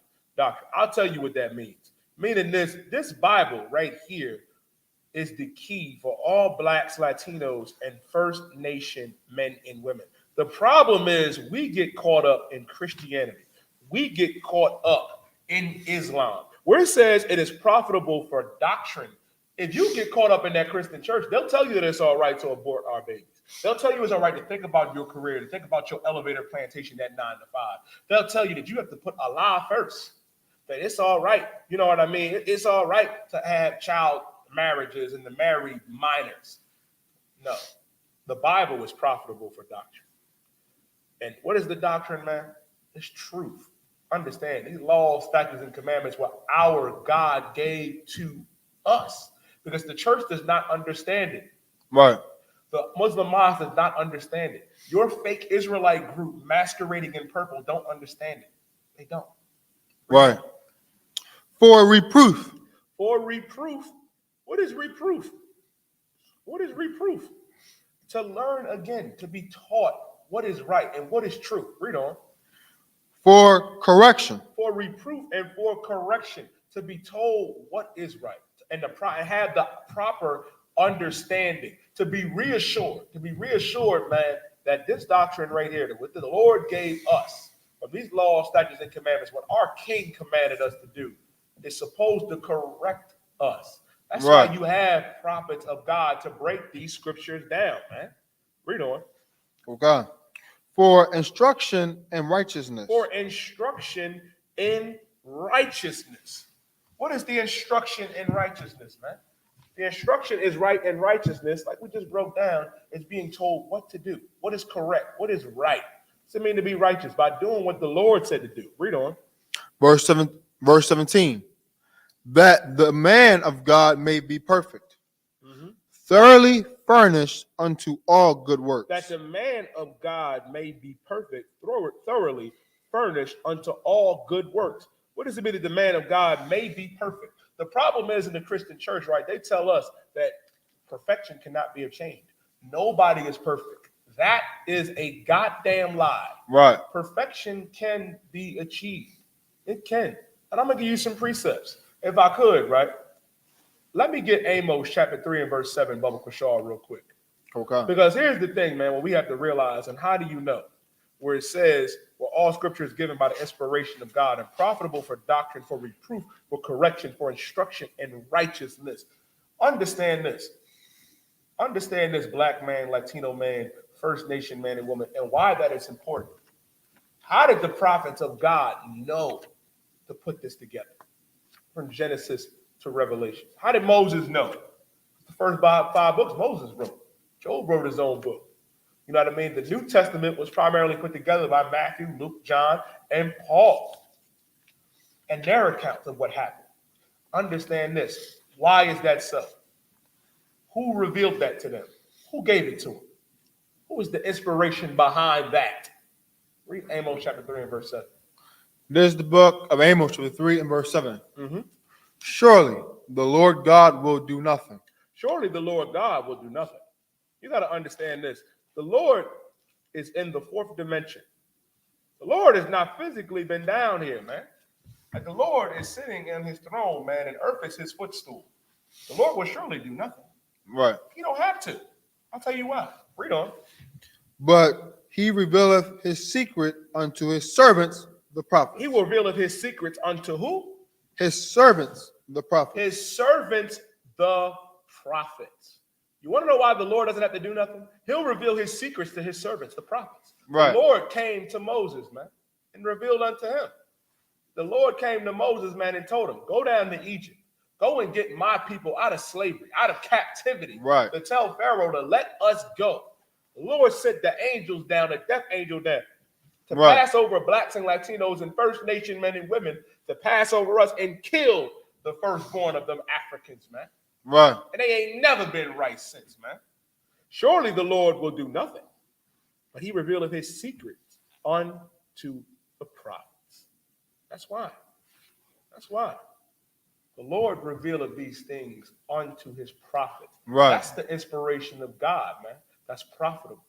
Because the Lord doesn't reveal it to everybody. The Right. Lord reveals it to his prophets. And who are the Lord's prophets today? Who are the Lord's prophets today? The Lord's prophets today are the priests and prophets in the ISUPK Right. under Commanding General Yohana. Those are the prophets of God. We are the prophets of God today, man. And that's what we have to understand. Now, if I could, now it also says this in 2 Timothy 3 and verse 16 about perfection. Perfection can be obtained, man. Right. All those good works. Give me Matthew chapter, before you go there, right? I believe it's Deuteronomy chapter 18 and verse 13. Give me Deuteronomy chapter 18 and verse 13. Because they make it seem like that perfection cannot be achieved, man. That it cannot be achieved. Because the second part of the brother's question was this, man. In verse 17, about the perfection. What does it mean to be perfect? To be perfect is to do what the Lord said to do, man. To keep his laws, statutes, and commandments. Where it says that the man of God may be perfect. You can be perfect, black man. Right. You could be perfect. Latino man, First Nation man and woman, perfection can be achieved, man. And I'm going to show you that according to God, according to the Bible. Read Right. Deuteronomy chapter 18 and verse 13. This is the book of Deuteronomy, chapter 18 and verse 13. Thou shalt be perfect with the Lord thy God. Thou shalt be what? Perfect. With the Lord thy God. Thou shalt be perfect with the Lord thy God, man. Meaning this, black man, Latino man, First Nation man and woman. What does it mean to be perfect with the Lord thy God, man? To be perfect with the Lord thy God is to do what God said to do, man. Right. That's what it says, man. You can be perfect. And that was a commandment too. Right. Like that wasn't an option. That wasn't no goddamn ultimatum. You don't got no free will. The Lord said, thou shalt be perfect. Meaning we don't have a choice. Right. We don't have the choice, man. We have to be perfect, black man, Latino man, First Nation man and woman. We have to understand this. Give me Psalm chapter 19 and verse 7. Okay. You know what else is perfect? I'll show you. I'll show you, man. This is the book of Psalms, chapter 19 and verse 7. Mm-hmm. The law of the Lord is perfect. The law of the Lord is perfect. Perfection is the law. And by doing what the Lord said to do, the law of the Lord is perfect. Read on. Converting the soul. Converting the soul, man. Converting the soul. Meaning this, you think you living right now, and your essence and your soul, and you're not here in America. You want to know how you can live? By doing what our God says to do. I understand that the law of the Lord is perfect. Right. And converting the soul. You keep these laws, statutes, and commandments, like I say in Baruch chapter 4 and verse 1, you'll come to life. But if you leave it, you will die. Right. Don't die, black man, Latino man, First Nation man and woman. Don't give up your life, you know what I mean, because you want to live the lifestyle of the oppressor and murdering our babies and wanting to be a criminal. And then you get upset when you get hit with a RICO charge, when you got PTSD from a damn vacuum cleaner. And let me explain something else to you, man. The Lord will not. Give me Job chapter 8, verse 20. I'll give you another one. Let me get the book of Job chapter 8 and verse 20. Because what we have to realize, man, if you be perfect, if you do what our God says to do, the Lord will not throw you away. Right. You will not be thrown away if you're doing what our God said to do. And let me show it to you. Give me Job chapter 8 and verse 20, Bubba Kushaw. This is the book of Job, chapter 8 and verse 20. Yo, God will not cast away a perfect man. God will not what? Cast away a perfect man. God will not cast away a perfect man, man. God will not cast away a brother or a sister that's doing what he says to do, man. If you are a young brother tuning into this show right now, man, aspiring to be a trooper to change your life, a sister that's trying to change, man, by tuning into this show, tuning into these classes, coming to class physically, man, I applaud you, man. I do. Right. Because it is a hard thing to do. And what you got to realize, man, you was trying to escape the world, man. That's why when you come in here as a brother, you got to put on all black. You got to shed yourself of the world, man. Right. That's why if you a sister, man, we don't even speak to you for a year, man. For 6 months. And right. Listen, man, like you know how I said this to me when I was a trooper. And said even saying shalom might be a lot. You want to know why? Because we were given the opportunity to change, man, to come into these classes and learn and cast off the world from us, man. And if you are, listen, it ain't about just trying. You have to do it. You have to do it. You have to commit yourself unto this truth by changing. Right. You don't got to come in here and be a trooper. You don't. You don't. Just come to class. Tune in online, sis. You know what I mean? Just come to class, tune in online. Keep these laws, statutes, and commandments. And if you do that, guess what? It says, behold, God will not what? Cast away a perfect man. God will not cast away a perfect man. If you are doing what the Lord says to do, if you ain't celebrating these holidays, if you're a sister that doesn't believe in abortion, man, if you don't believe in murdering your baby, you believe in giving the kids a goddamn chance. You know what I mean? You understand that Christmas and Halloween and Thanksgiving and Easter is evil to God. And you coming back into this body to keep this Passover, to keep the Sabbath, which is the 7th day of the week, man, Saturday. Right. Friday sundown, you know what I mean? The Saturday sundown. Understanding that by keeping the feast days of the Lord's and the observances, man. Guess what? God will not cast you away. That's why it said, man, in Romans, you know what I mean, the 11th chapter, where Paul said, if God cast away his people, which he foreknew, God forbid. That's why the Lord also said later in that chapter that he reserved unto himself 7,000 men who have not bowed themselves to Baal. Them 7,000 men are here in the ISUPK. Right. You're getting them numbers, man. You're getting them up. God will not cast away a perfect man. If you are doing what the Lord says to do, casting America off of you, man. Understand this, America is spiritually Egypt and Sodom. They promote every evil and vile and disgusting thing in this world, in this age of society. Right. You got to come back into this body and do what God says to do. And if you do that, it says, behold, God will not cast away a perfect man. A perfect man is one that keeps the law, statutes, and commandments, man. That's a perfect man. A perfect man is one that keeps the law of God and has the faith in our King, Yahweh Shah Mashiach. That's Revelation chapter 14 and verse 12. Read it again from the top. Job chapter 8 and verse 20. This is the book of Job, chapter 8 and verse 20. Behold, God will not cast away a perfect man. God will not cast away that perfect brother, that perfect sister, doing what he says to do. Read on.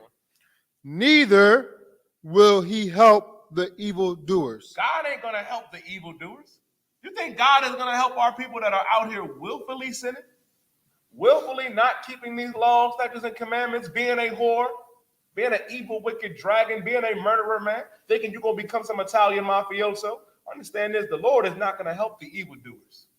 But he will not cast away that perfect man. That's why you have to, give me Matthew, you know what I want in Matthew chapter 5 and verse 48, Bubba for sure. And then we're going to get the next question. This is what Christ said, man. This is the book of Matthew, chapter 5 and verse 48.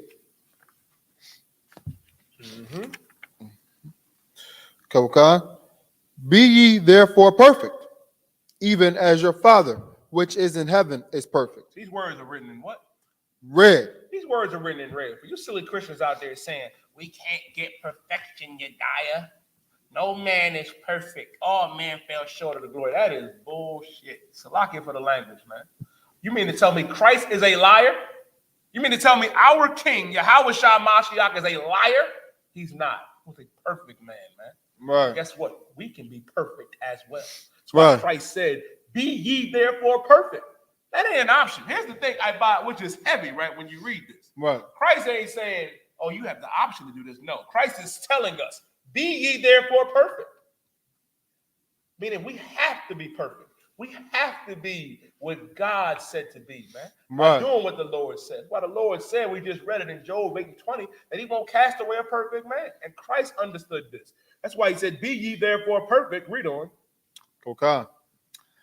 Even as your Father, which is in heaven, is perfect. Even as your Father, which is in heaven, is perfect. Because our God is perfect, man. The law of our God is perfect, man. Right. And that's what we have to become. That's what we have to become. That's what these classes are for.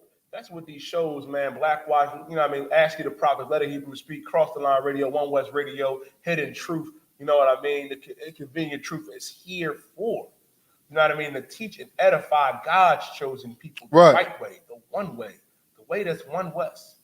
Now, if I could, man, I pray you understand. Let me get that next question too, Ibai. This is one that I saw yesterday that I could not believe.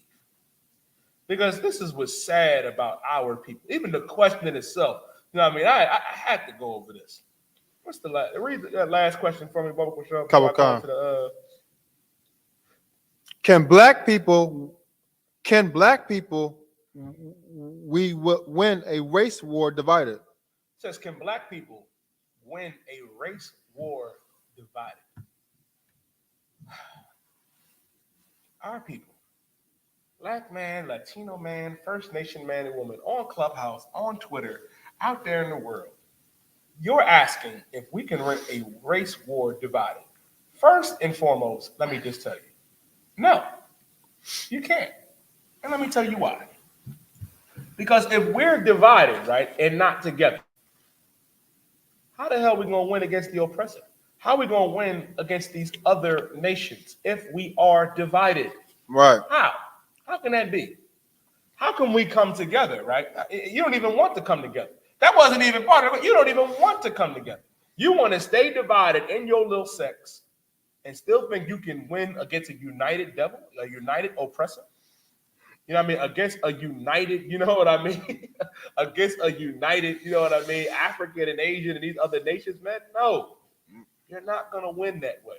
And if I could, give me where the weapons of our warfare are not carnal. Okay. Because here's the thing that we also have to understand too. When the scripture says, and Ibad's about to get it, you think that you can beat the oppressor with knives and guns and becoming a small militia. That's not going to happen, especially if you're divided. Didn't we try this experiment before? Didn't we try this before? Did Marcus Garvey try something similar? Didn't the Nation of Islam try it and fail? Didn't the Black Panther movement try it and fail? You want to know why they failed? Because you're not doing what our God said to do. Right. And what did our God tell us? Read what you got, God. This is the book of 2 Corinthians, chapter 10 and verse 4. Mm-hmm. 4. The weapons of our warfare are not carnal. The weapons of our warfare are not what? Carnal. The weapons of our warfare are not carnal. Meaning this, you can't pick up guns and think, oh, I'm about to go to war with the oppressor. No, you are not. I had some silly sister tell me, well, guess what? You know, I got guns, and I in my organization, we got guns. Me and these sisters, we're gonna go out there in the wilderness. We're gonna build these straw man houses like they did in Africa. The oppressor is gonna take you over in about 20 minutes, maybe not even that. Right. And God forbid, the evil that they do to sisters, man. You are a joke to the oppressor. Right. You're not gonna beat the oppressor by gathering up your guns you know what I mean, and stockpile and think you about to go out there in the woods and fight him on some guerrilla warfare. That's not going to happen.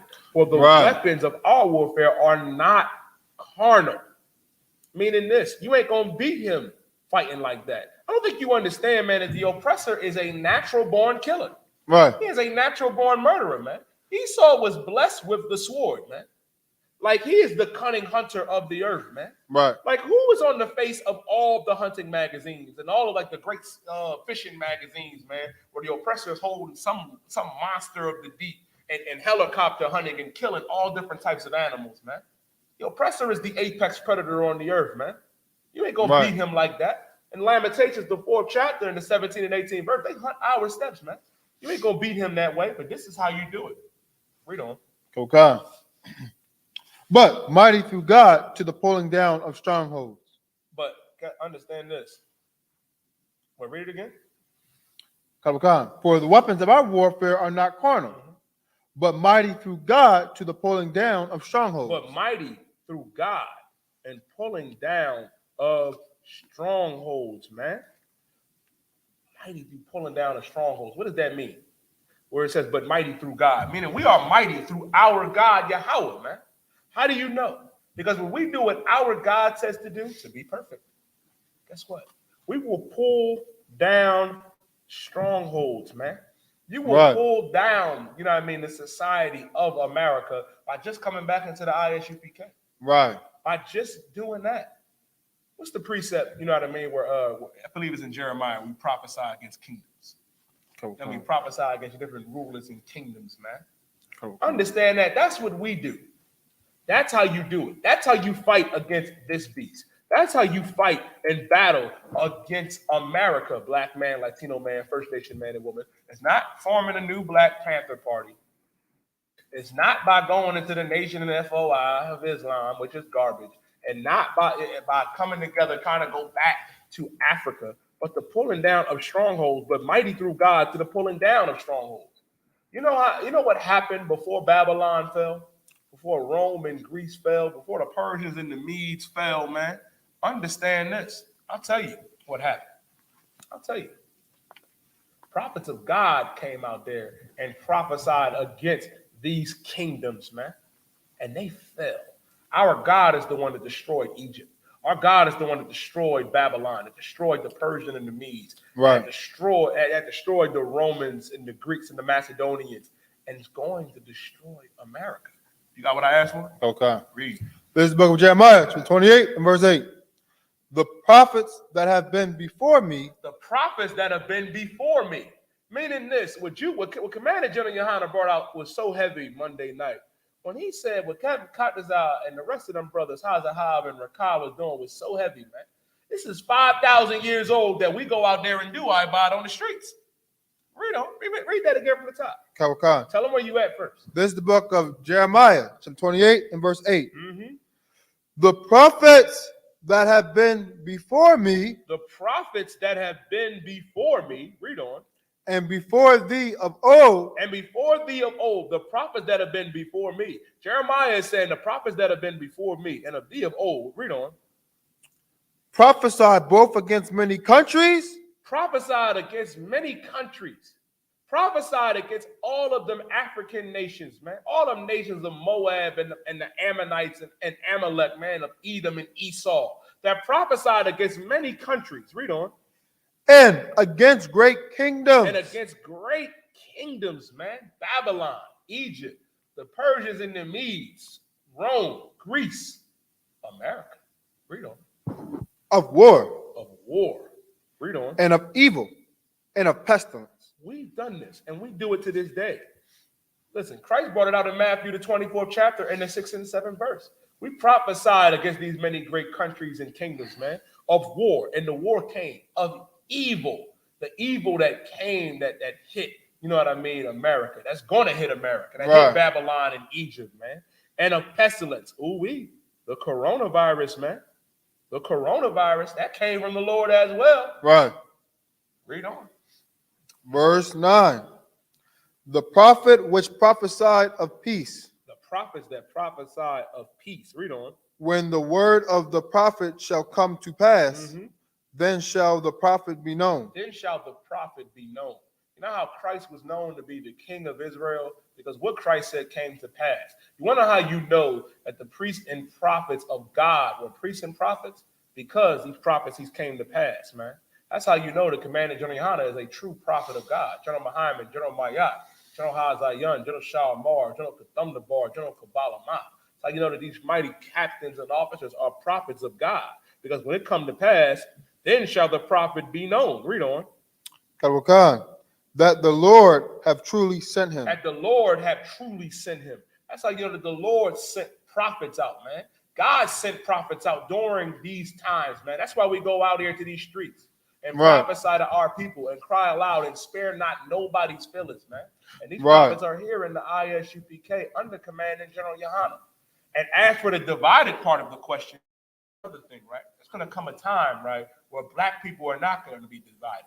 Where blacks and Latinos, if I could, let me get Ezekiel, the 37th chapter. Karakan. Let me get Ezekiel chapter 37. Let me get Ezekiel chapter 37 and verse, start at verse 19. Because what we need to realize, right, the sister asked someone, well, if black people are divided, how are we going to win the race war? You're not going to win the race war because we're divided.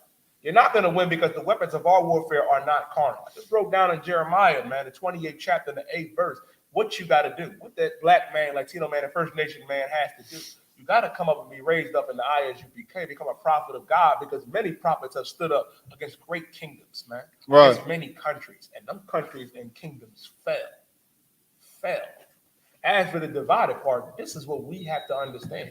And when I say black people, I'm talking about that Latino man and woman too. I'm talking about that First Nation man and woman too, because black is a term, a condition that befalls that black man, the Negro man and woman, and Latino man and woman, and First Nation man and woman. There's going to come a time, right, where we're not going to be divided no more. Right. Or we're not. Read what you got. This is the book of Ezekiel, chapter 37, and verse 19. Say unto them, thus saith the Lord God, behold, I will take the stick of Joseph. That I will take the stick of Joseph, man. The Lord said in the book of Ezekiel, the 37th chapter, man, that he would take, in the 16th verse, that he would slide. Matter of fact, read verse 16.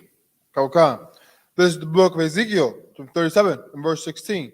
Moreover, thou son of man, take thee one stick, and write upon it for Judah and for the children of Israel, his companions. The Lord told Ezekiel, man, to take one stick and write upon it for Judah and for the children of Israel, his companions, man. Judah representing Judah, Benjamin, and Levi, and Israel, man, representing the other tribes, man. Read on. And for the children, then take another stick and write upon it for Joseph the stick of Ephraim, and for all and for all the house of Israel, his companions. Now for Judah and for Israel, his companions. Let's talk about Judah, Benjamin, and Levi. For Joseph is talking about Ephraim, man, because Joseph, you know what I mean, was the forefather of Ephraim and Manasseh. Right. Ephraim and for all the house of Israel, his companions. So Ephraim also is going to be on there. For Joseph, Ephraim, Manasseh, Asher, Naphtali, Gad, Reuben, Simeon. And then for Judah, Benjamin, and Levi, write them names on them sticks. Read on. Read verse 17. Verse 17. And join them one to another. And join them one to another. And join them one to another. Why is the Lord saying, you know what I mean, and join them one to another? Because understand this. We are divided right now, man. Black man, Latino man, First Nation man and woman. We are divided. And the Lord is telling us, man, that we getting ready to come back together. That black man is about to realize that Latino man and woman is his brother and his sister. That First Nation man and woman, we are the same people. We one race. Read on. And to one stick.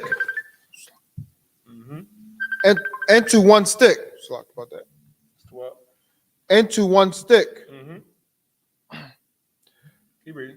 And they shall become one in thine hand. And they shall become one in thy hand. Meaning we're going to become one nation again. We are going to become one people again. Black man, Latino man, First Nation man and woman. That's what's going to happen.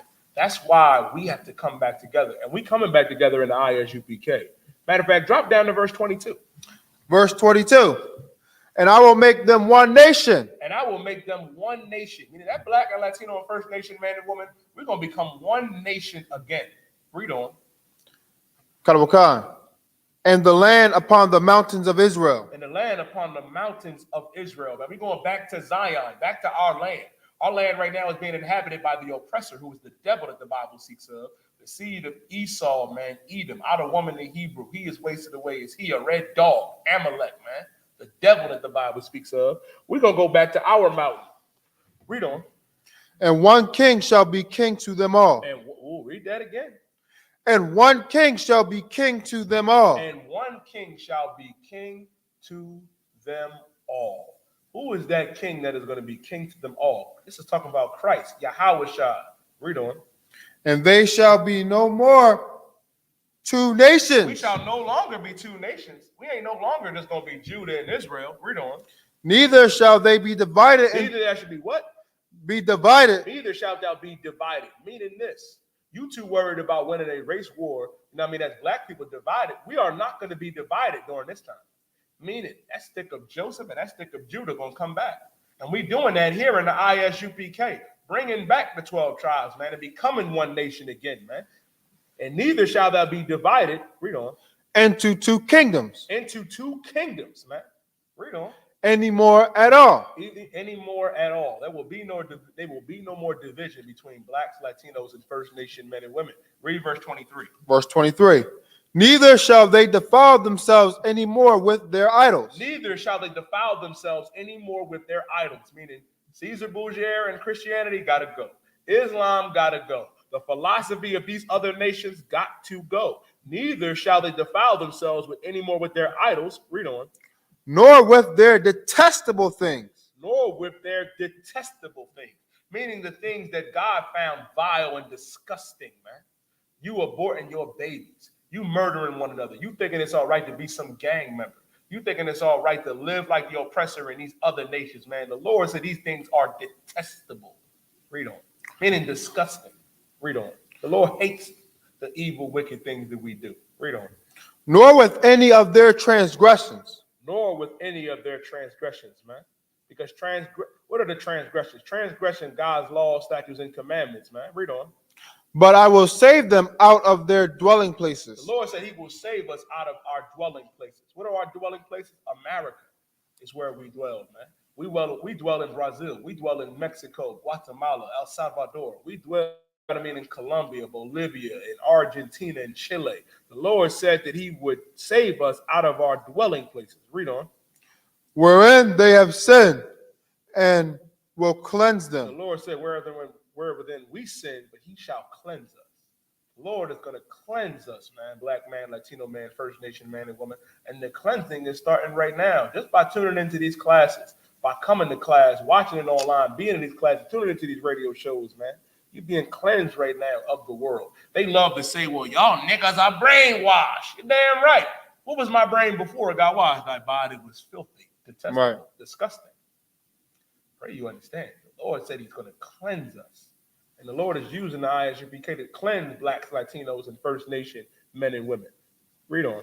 So shall they be my people. So shall they be my people. Meaning we are the people of the Lord, man. Read on. And I will be their God. And I will be their God. That's what the Lord said, man. The Lord said we will be his people and he will be our God. Black man, Latino man, First Nation man and woman. That's why it's important to understand that you're not going to win a race war that way. You're not. That's why the Lord said the weapons of our warfare are not carnal. We have to come back in this body and fight. Prophets of God here in ISUPK, we prophesied like the prophets of old, and many great strongholds and kingdoms fell down through the grace and mercy of our God, man. I actually got time for one more question. This is a question, you know what I mean, that my niece asked me. If you don't mind me going into it, I'll touch on the Buffalo shooter, you know what I mean, another time. My niece asked me a good question, man, that our people need to understand. That there is a difference, you know what I mean, between the actual angel, Shaitan, Satan, and the oppressor. And I want to break down this scripture for her so she can understand it, right? Bud, if you could, right, I need you to give me, let me get Revelations, right? Let me get Revelations chapter 20 and verse 1. But first, before you go there, give me an Job. You know what I want in Job. Let me get there. Let me show you that Satan is not against God. And then let me break down for you Satan in Revelation, the 20th chapter, and why it's important. Kawakan. This is the book of Job, chapter 1 and verse 6. Now, there was a day when the sons of God came to present themselves before the Lord. Now, there was a time where the sons of God came to present themselves before the Lord. You know what I mean? The sons of God in this context are talking about the angels. The angels of the Lord came before God. Read on. And Satan came also among them. And Satan came also amongst them. Because the thing is, in the Christian church, like she goes to Catholic school, like, but they tell them, you know what I mean, that, oh, there was a war. Satan stood up against God, and him and his angels, they fought, and they got cast down into hell, and now they're just causing mischief. Satan is in complete opposition to God. That's a goddamn lie. Right. That is a lie. Because in the Bible, it said the sons of God came among them, and Satan was there. Read on. I thought he was kicked out. I thought God took his keys, Bob. Right. Read on. Verse 7. And the Lord said unto Satan, Whence comest thou? Whence comest thou? Meaning this. The Lord is asking Satan, where you coming from? Where you been? You see everybody else there. Why are you running late? What's going on? Where you been at? Read on. Then Satan answered the Lord and said, From going to and fro in the earth. From going to and fro in the earth. Meaning Satan, you know what I mean? Says con, sir. Con out of one con. I was going to and fro to the earth. You know what I mean? I was going through it, checking it out. Read on. And walking up and down in it. Walking up and down in it. Read on. Verse 8. And the Lord said unto Satan, Hast thou considered my servant Job? Now the Lord is asking Satan a question. You considered thy servant Job? You considered my servant Job? Ooh, read on. That there is none like him in the earth, a perfect and upright man. What was Job? A perfect. There go that word again from one of my previous questions. A perfect man. And then Job did what the Lord said to do. Read on. And an upright man, one that feareth God and escheweth evil. A man that feared God and escheweth evil. Meaning Job hated evil and feared the Lord, because the fear of the Lord is the beginning of knowledge. Now let's see what Satan's reply is. Kawakan. Verse 9. Then Satan answered the Lord and said, Doth Job fear God for naught? He said, do Job fear God for naught? He asking the Lord a question. Salakia, so does Job fear God for naught? What is Satan asking the Lord? Read on. Verse 10. Has not thou made an hedge about him and about his house? He said, you take care of Job, man. You made a hedge about his house. I can't even touch Job. I can't even do nothing to him. Why is that? A lot of you Christians say, oh, it's the devil that did this. It's the devil. Understand this, black man, Latino man, first day Shabbat woman. We're going to get to that as well. Right. And what Satan's real job is. Read. And about all that he hath on every side, thou hast blessed the work of his hands. And his substance is increased in the land. Meaning Satan understood and told the Lord, like, you blessed everything. You blessed Job because Job did what you said to do. Now, read verse 11. Verse 11. But put forth thine hand now and touch all that he hath, and he will curse thee to thy face. Job said, hold on, Lord, but if you take all that away, if you put forth your hand, he will say, F God. He'll leave you. Read on. Stop doing what you said. Read on. Verse 12. The Lord said unto Satan, Behold, all that he hath is in thy power. Only upon himself put not forth thine hand.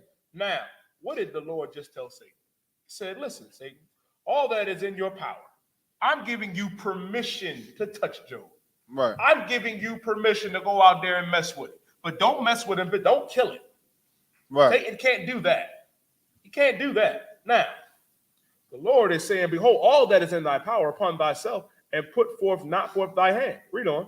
So Satan went forth from the presence of the Lord. Now, you know what Satan did? He said, con out of one con, sir. I will do it. You know what that means? Satan follows orders. Right. I'll break it down a little further for you. Satan loves God better than you. Right. He does. He loves God more than you do. Black man, Latino man, First Nation man and woman. Now, when you read about, now what you got to understand, right? When the Catholic Church talks about, and it goes to show you that they don't understand the Bible, right? When we say the devil, the oppressor is the devil that the Bible speaks of, it's talking about an actual man. And we're going to get to that as well in Isaiah. Okay. First, let's go to Revelation chapter 20 and start at verse 1. Because we got to realize this. Now let me show you, in this context, who the oppressor is. Because you have the actual angel, Satan, and then you have the oppressor. Because devil just means deceiver, means liar, the wicked on the earth, man. That's who that's talking about. And he's a man. Read Revelation chapter 20 and verse 1. Because when you read scriptures like this and not have the understanding, you'll think this is talking about an actual fight that happened between God and Satan. No one can stand up against the God of Israel. And angels do what the hell they're told, man. Black man, Latino man, First Nation man and woman. Read Revelation chapter 20 and verse 1. This is the book of Revelation, chapter 20 and verse 1. And I saw an angel come down from heaven, having the key of the bottomless pit and a great chain in his hand. Now it says, I saw an angel come down from heaven and having the key of the bottomless pit and a great chain in his hand, right? This is a vision that John is having. Read on. Verse 2. And he laid on the dragon, that old serpent. Who is the dragon? That old serpent. That old serpent. Here's another. I probably got to do this in another class. Remind me as well, warrior. That old serpent. That old serpent is the same serpent that was in the garden, because the serpent is representing a man. Snakes and serpents don't talk. They don't. Snakes and other, lizards like that, they don't talk. Right. They don't speak. When it's talking about that old serpent, it's talking about that snake, that serpent, man. And what do you call somebody that's deceitful? You'll call him a snake. You'll call him a serpent. Now that old serpent has become a dragon. Now he's become out of control. Right. Now, and lay hold on that dragon, that old serpent. Read on. Which is the devil. Which is who? The devil. Which is the devil. Meaning this, the deceiver on the earth, the oppressor. That's who that is. Not the actual angel, but the oppressor. That's the devil that the Bible speaks of. Read on. And Satan, and bound him 1,000 years. And bound him 1,000 years. What does it mean where he bound him 1,000 years? Now, you got to understand some history for this part. When it says that he was bound, that Satan was bound for 1,000 years, there was a time, right, after the Greeks and the Romans, right, where the Lord put the oppressor down in a low state because of how evil and wicked and how much power he had. All right. Don't you understand? Why do you think during that period they call it the Dark Ages? Why do you think they call it the Dark Ages? Because during that time, Black and Latino men ruled Europe. Right. That was the Dark Ages. That was the oppressor going down to a low state, and where you had Black men ruling over Europe, Latino men ruling over Europe. Right. That's the oppressor being bound for 1,000 years. Read on. Verse 3. And cast him into the bottomless pit, and shut him up, and set a seal upon him, that he should deceive the nations no more. Because the oppressor was doing so much damage, so much evil, that the Lord stepped in and said, hold up, Esau, time out. Got to put you in time out, Esau.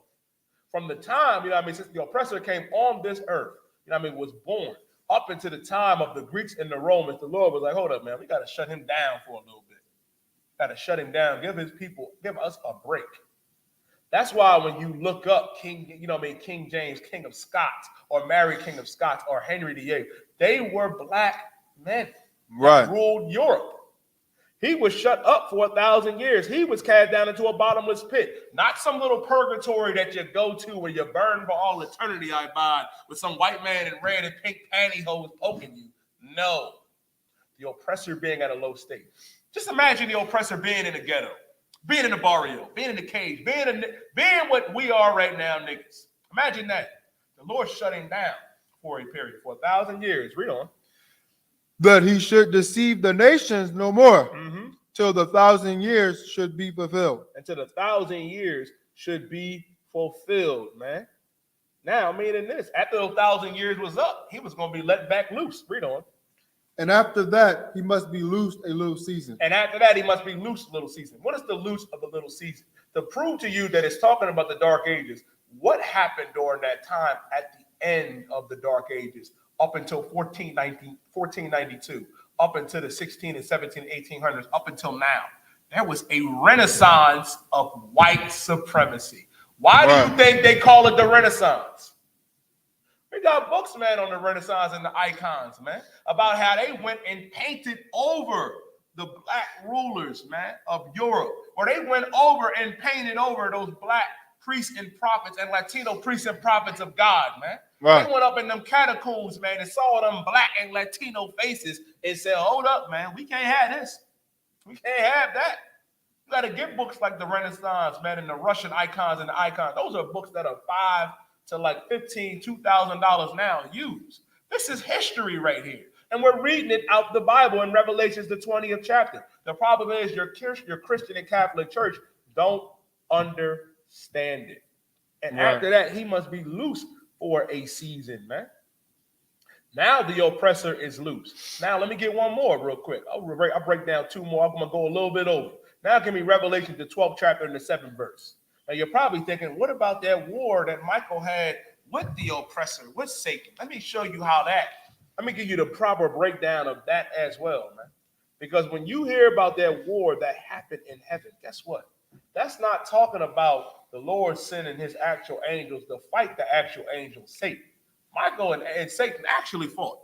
They did. But you know what they actually fought over? Michael, the archangel, wanted to bury Moses in the land. And Satan came up on him like, hold up, what you doing? Moses disobeyed the Lord.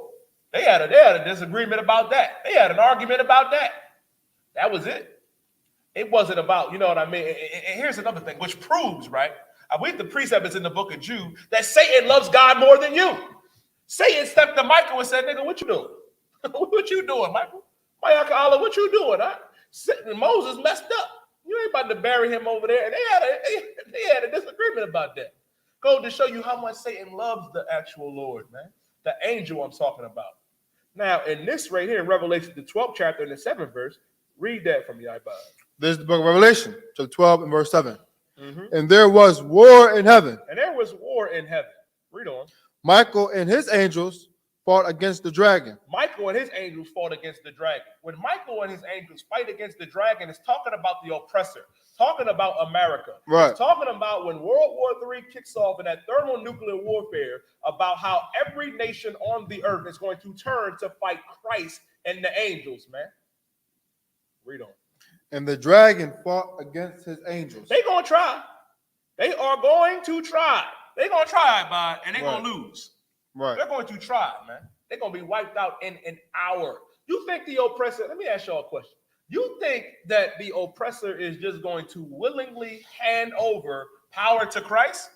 At the Asians and the Africans go like, oh, you got it, Yahweh Shah, my Lord. Shalom. Or we're going to go and get that gold and stop oppressing your people, and you're going to rule over us. The oppressor ain't about to do that. They're going to fight. They're going to fight. That's the war that is going to happen, where Michael and the angels are going to fight against the dragon, fighting against the oppressor. Read on. Verse 8. And prevailed not. And prevailed not. They're going to lose. They are going to lose. I know you think your white daddy can do anything, that they're all powerful. They're going to lose because they can't stand up against the God of Israel. They can't stand up against our King Yahweh Shah Mashiach and 200 million nigga angels. Right. Neither was their place found any more in heaven. Neither was their place found any more in heaven. What is their place found any more in heaven? It's talking about America. America is going to fall. Babylon is going to fall, and it's going to rise no more. Right. Verse 9. And the great dragon was cast out, that old serpent, called... There go that dragon again, that great dragon, that old serpent that was in the garden. Called who? Called the devil. Called the devil. Called the deceiver, the liar on this earth, man. Read on. And Satan, which deceived the whole world. Which deceived the whole world, meaning the oppressor is Satan. The oppressor in this context is the devil, man, that the Bible speaks of, man. Not talking about the actual angel Satan here. It's talking about the oppressor. Who was that old serpent in the garden? Who is the dragon? And he was cast out, man. which deceiveth the whole world. How did the oppressor deceive the entire earth, man? How did he do it? How did he deceive the world? How did he deceive many, ages and societies? I'll tell you.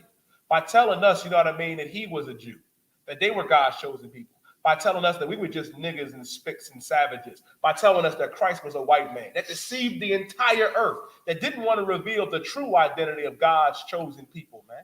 Read on. He was cast out into the earth, and his angels were cast out with him. The oppressor and all his people are going to be cast out with him, man.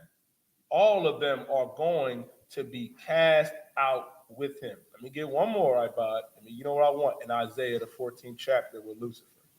I'll give you another one. Because the thing is, this is what makes the ISUPK essential. It is our job to strip the Christianity and Islam off of you so you can understand the Bible in its totality. You don't, and this is what I love about this show, Ask You the Prophets, man, that General Mayaka Allah has, man, that if you have a question, not even just a biblical question, send all of your questions to askyoutheprophets@gmail.com so General Mayat can break these questions down, or myself, or Ibad Hayab, man. And these priests and prophets of God can break them down, because you're not going to get the proper understanding in the Christian church or the Muslim mosque. Man. Right. Read what I asked for. This is the book of Isaiah, the 14 and verse 12. How art thou fallen from heaven, O Lucifer? How art thou fallen from heaven, O Lucifer? When you see this, O Lucifer, it's talking about when the angel Satan fell from losing to God. No. When it says, art thou fallen from heaven, O Lucifer, it's talking about the oppressor falling down from his station, falling down from his society, his high place. Read on. Son of the morning. Son of the morning. Read on. How art thou cut down to the ground, Mm-hmm. which didst weaken the nations? Which did weaken the nations. The oppressor was the one that weakened the nations, man, that terrorized the entire earth, man. It says, for thou hast said in thy heart, I will ascend into heaven. I will exalt my throne above the stars of God. How did they do that? How did they do that? How did they ascend above the clouds, man? By making their skyscrapers, by making their kingdoms and their high-rise buildings, man. It's not talking about the actual angel, Satan. It's talking about the oppressor, and he is a man. Drop down to verse, you know what I want, Ibad. And this is what we're going to say when God destroys the oppressor's kingdom, man. This is what we are going to say. You got what I asked for? Is this the man? Kabukan. Slaki. Yeah, verse 16. 16. Yeah, 16. Read verse 16. We're going to look at the oppressor, right, and be like, listen, there's going to come a time when we're going to be in the kingdom, right? We're going to be in the kingdom. Our children, our great-grandbabies are going to look at us, Ibad, and be like, yo, ain't no way, boy. Ain't no way, boy. Ain't no way him. Joe Biden, Donald Trump, Roosevelt. Come on. Read what you got. Kabukan. This is the book of Isaiah, chapter 14 and verse 16. Mm-hmm. They that see thee shall narrowly look upon thee. We ain't going to look on him and be like, hold up, him? Read on. Kabukan. And consider thee, saying, is this the man? Is this who? The man? Is this who? The man? Lucifer is a man, man. He is a man. You up in that Christian church and Catholic church and that Muslim mosque and your fake Israelite groups learning dogma, learning garbage, man. This is talking about a man, the oppressor, the devil that the Bible speaks of. Is this the man? Read on. That made the earth to tremble. That made the earth to tremble. They're going to be like, Trump? This man did this? He's the one that did that? Joe Biden? Is this the man? They're not going to believe it. Our kids going to be looking at us like we crazy, Ibad. They're going to be looking, our baby's going to be looking at us the way y'all look at us at camp on Fridays and Saturdays. They're going to be like, is this the man? No, man. Ain't no way, boy. This ain't the man that caused the earth to tremble. And we're going to be like, yes, in the museums with the oppressor sitting up there, Donald Trump, Joe Biden, right. All of your favorites. Read on. Kabukan. That did shake kingdoms. That did shake kingdoms, because the oppressor was the one that shake kingdoms, man. He shook kingdoms, man. He destroyed us, black man, Latino man, First Nation man and woman. Read on. Verse 17. That made the world as a wilderness and destroyed the cities thereof. He made the world as a wilderness and destroyed cities thereof, man. They destroyed and ransacked Jerusalem, man, to cause us to flee into Africa and then brought us over here to America to have us build up, to take it away from the Seminole Indian the man and woman of the tribe of Reuben, the First Nation man and woman of the tribe of Gad, the Mexican man and woman of the tribe of Issachar, took it from that man, destroyed it, had us build it back up, brought over the tribe of Judah, Benjamin, and Levi, and enslaved us, man, and destroyed the cities thereof. Read on.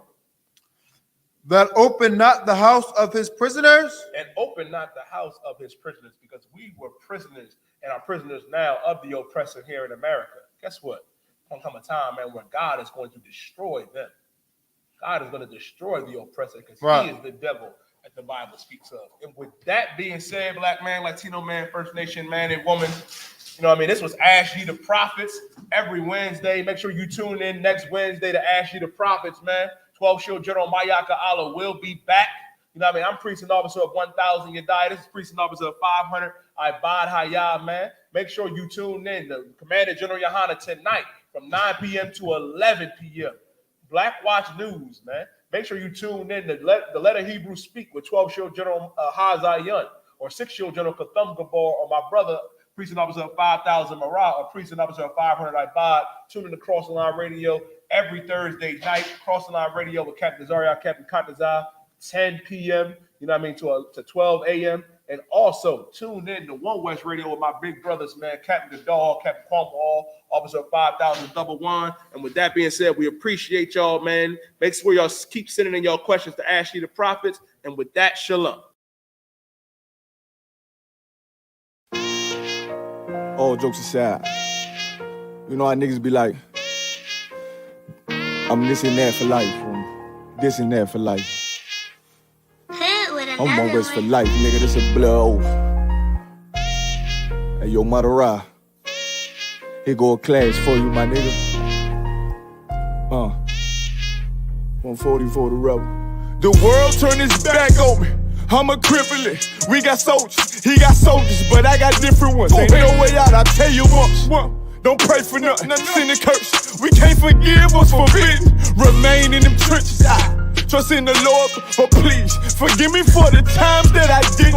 If rank is given, have your respect to your apprentice. Be about your business. This loyalty's a death sentence. Look, trying to pick up with a blind fail.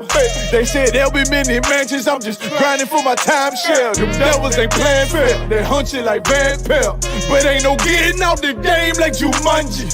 You take that oath, it's a Dundee. They try to deal death to a priest. You won't make it out in one piece, so you can stand. Just make sure you got the heart. Say your name 3 times, and it's death do us part.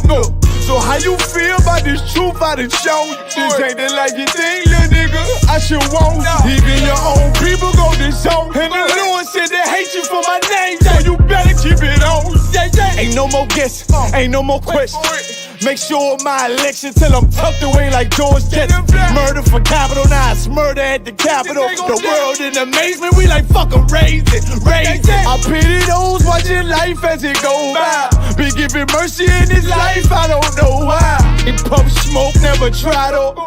The dead at home, my brother be the dead, it's sold out on. Either fold or salute, my nigga. They like, how you stay focused? I told them I'm motivated cause of you, my nigga. Brotherhoods and weapons, still got weapons on the scene. And I never do my niggas like Bishop did Raheem. Never mind in all beliefs, they under anesthesia. Shorty say she need me, said she wanna let that love go. Told I let that love grow. But if I bring you to my bed, that's a blood oath. Know what it is, man. So, how you feel about this truth I done shown? This ain't the life you think, little nigga. I should want even your own people go this zone. And the Lord said they hate you for my name, so you better keep it on. Yeah.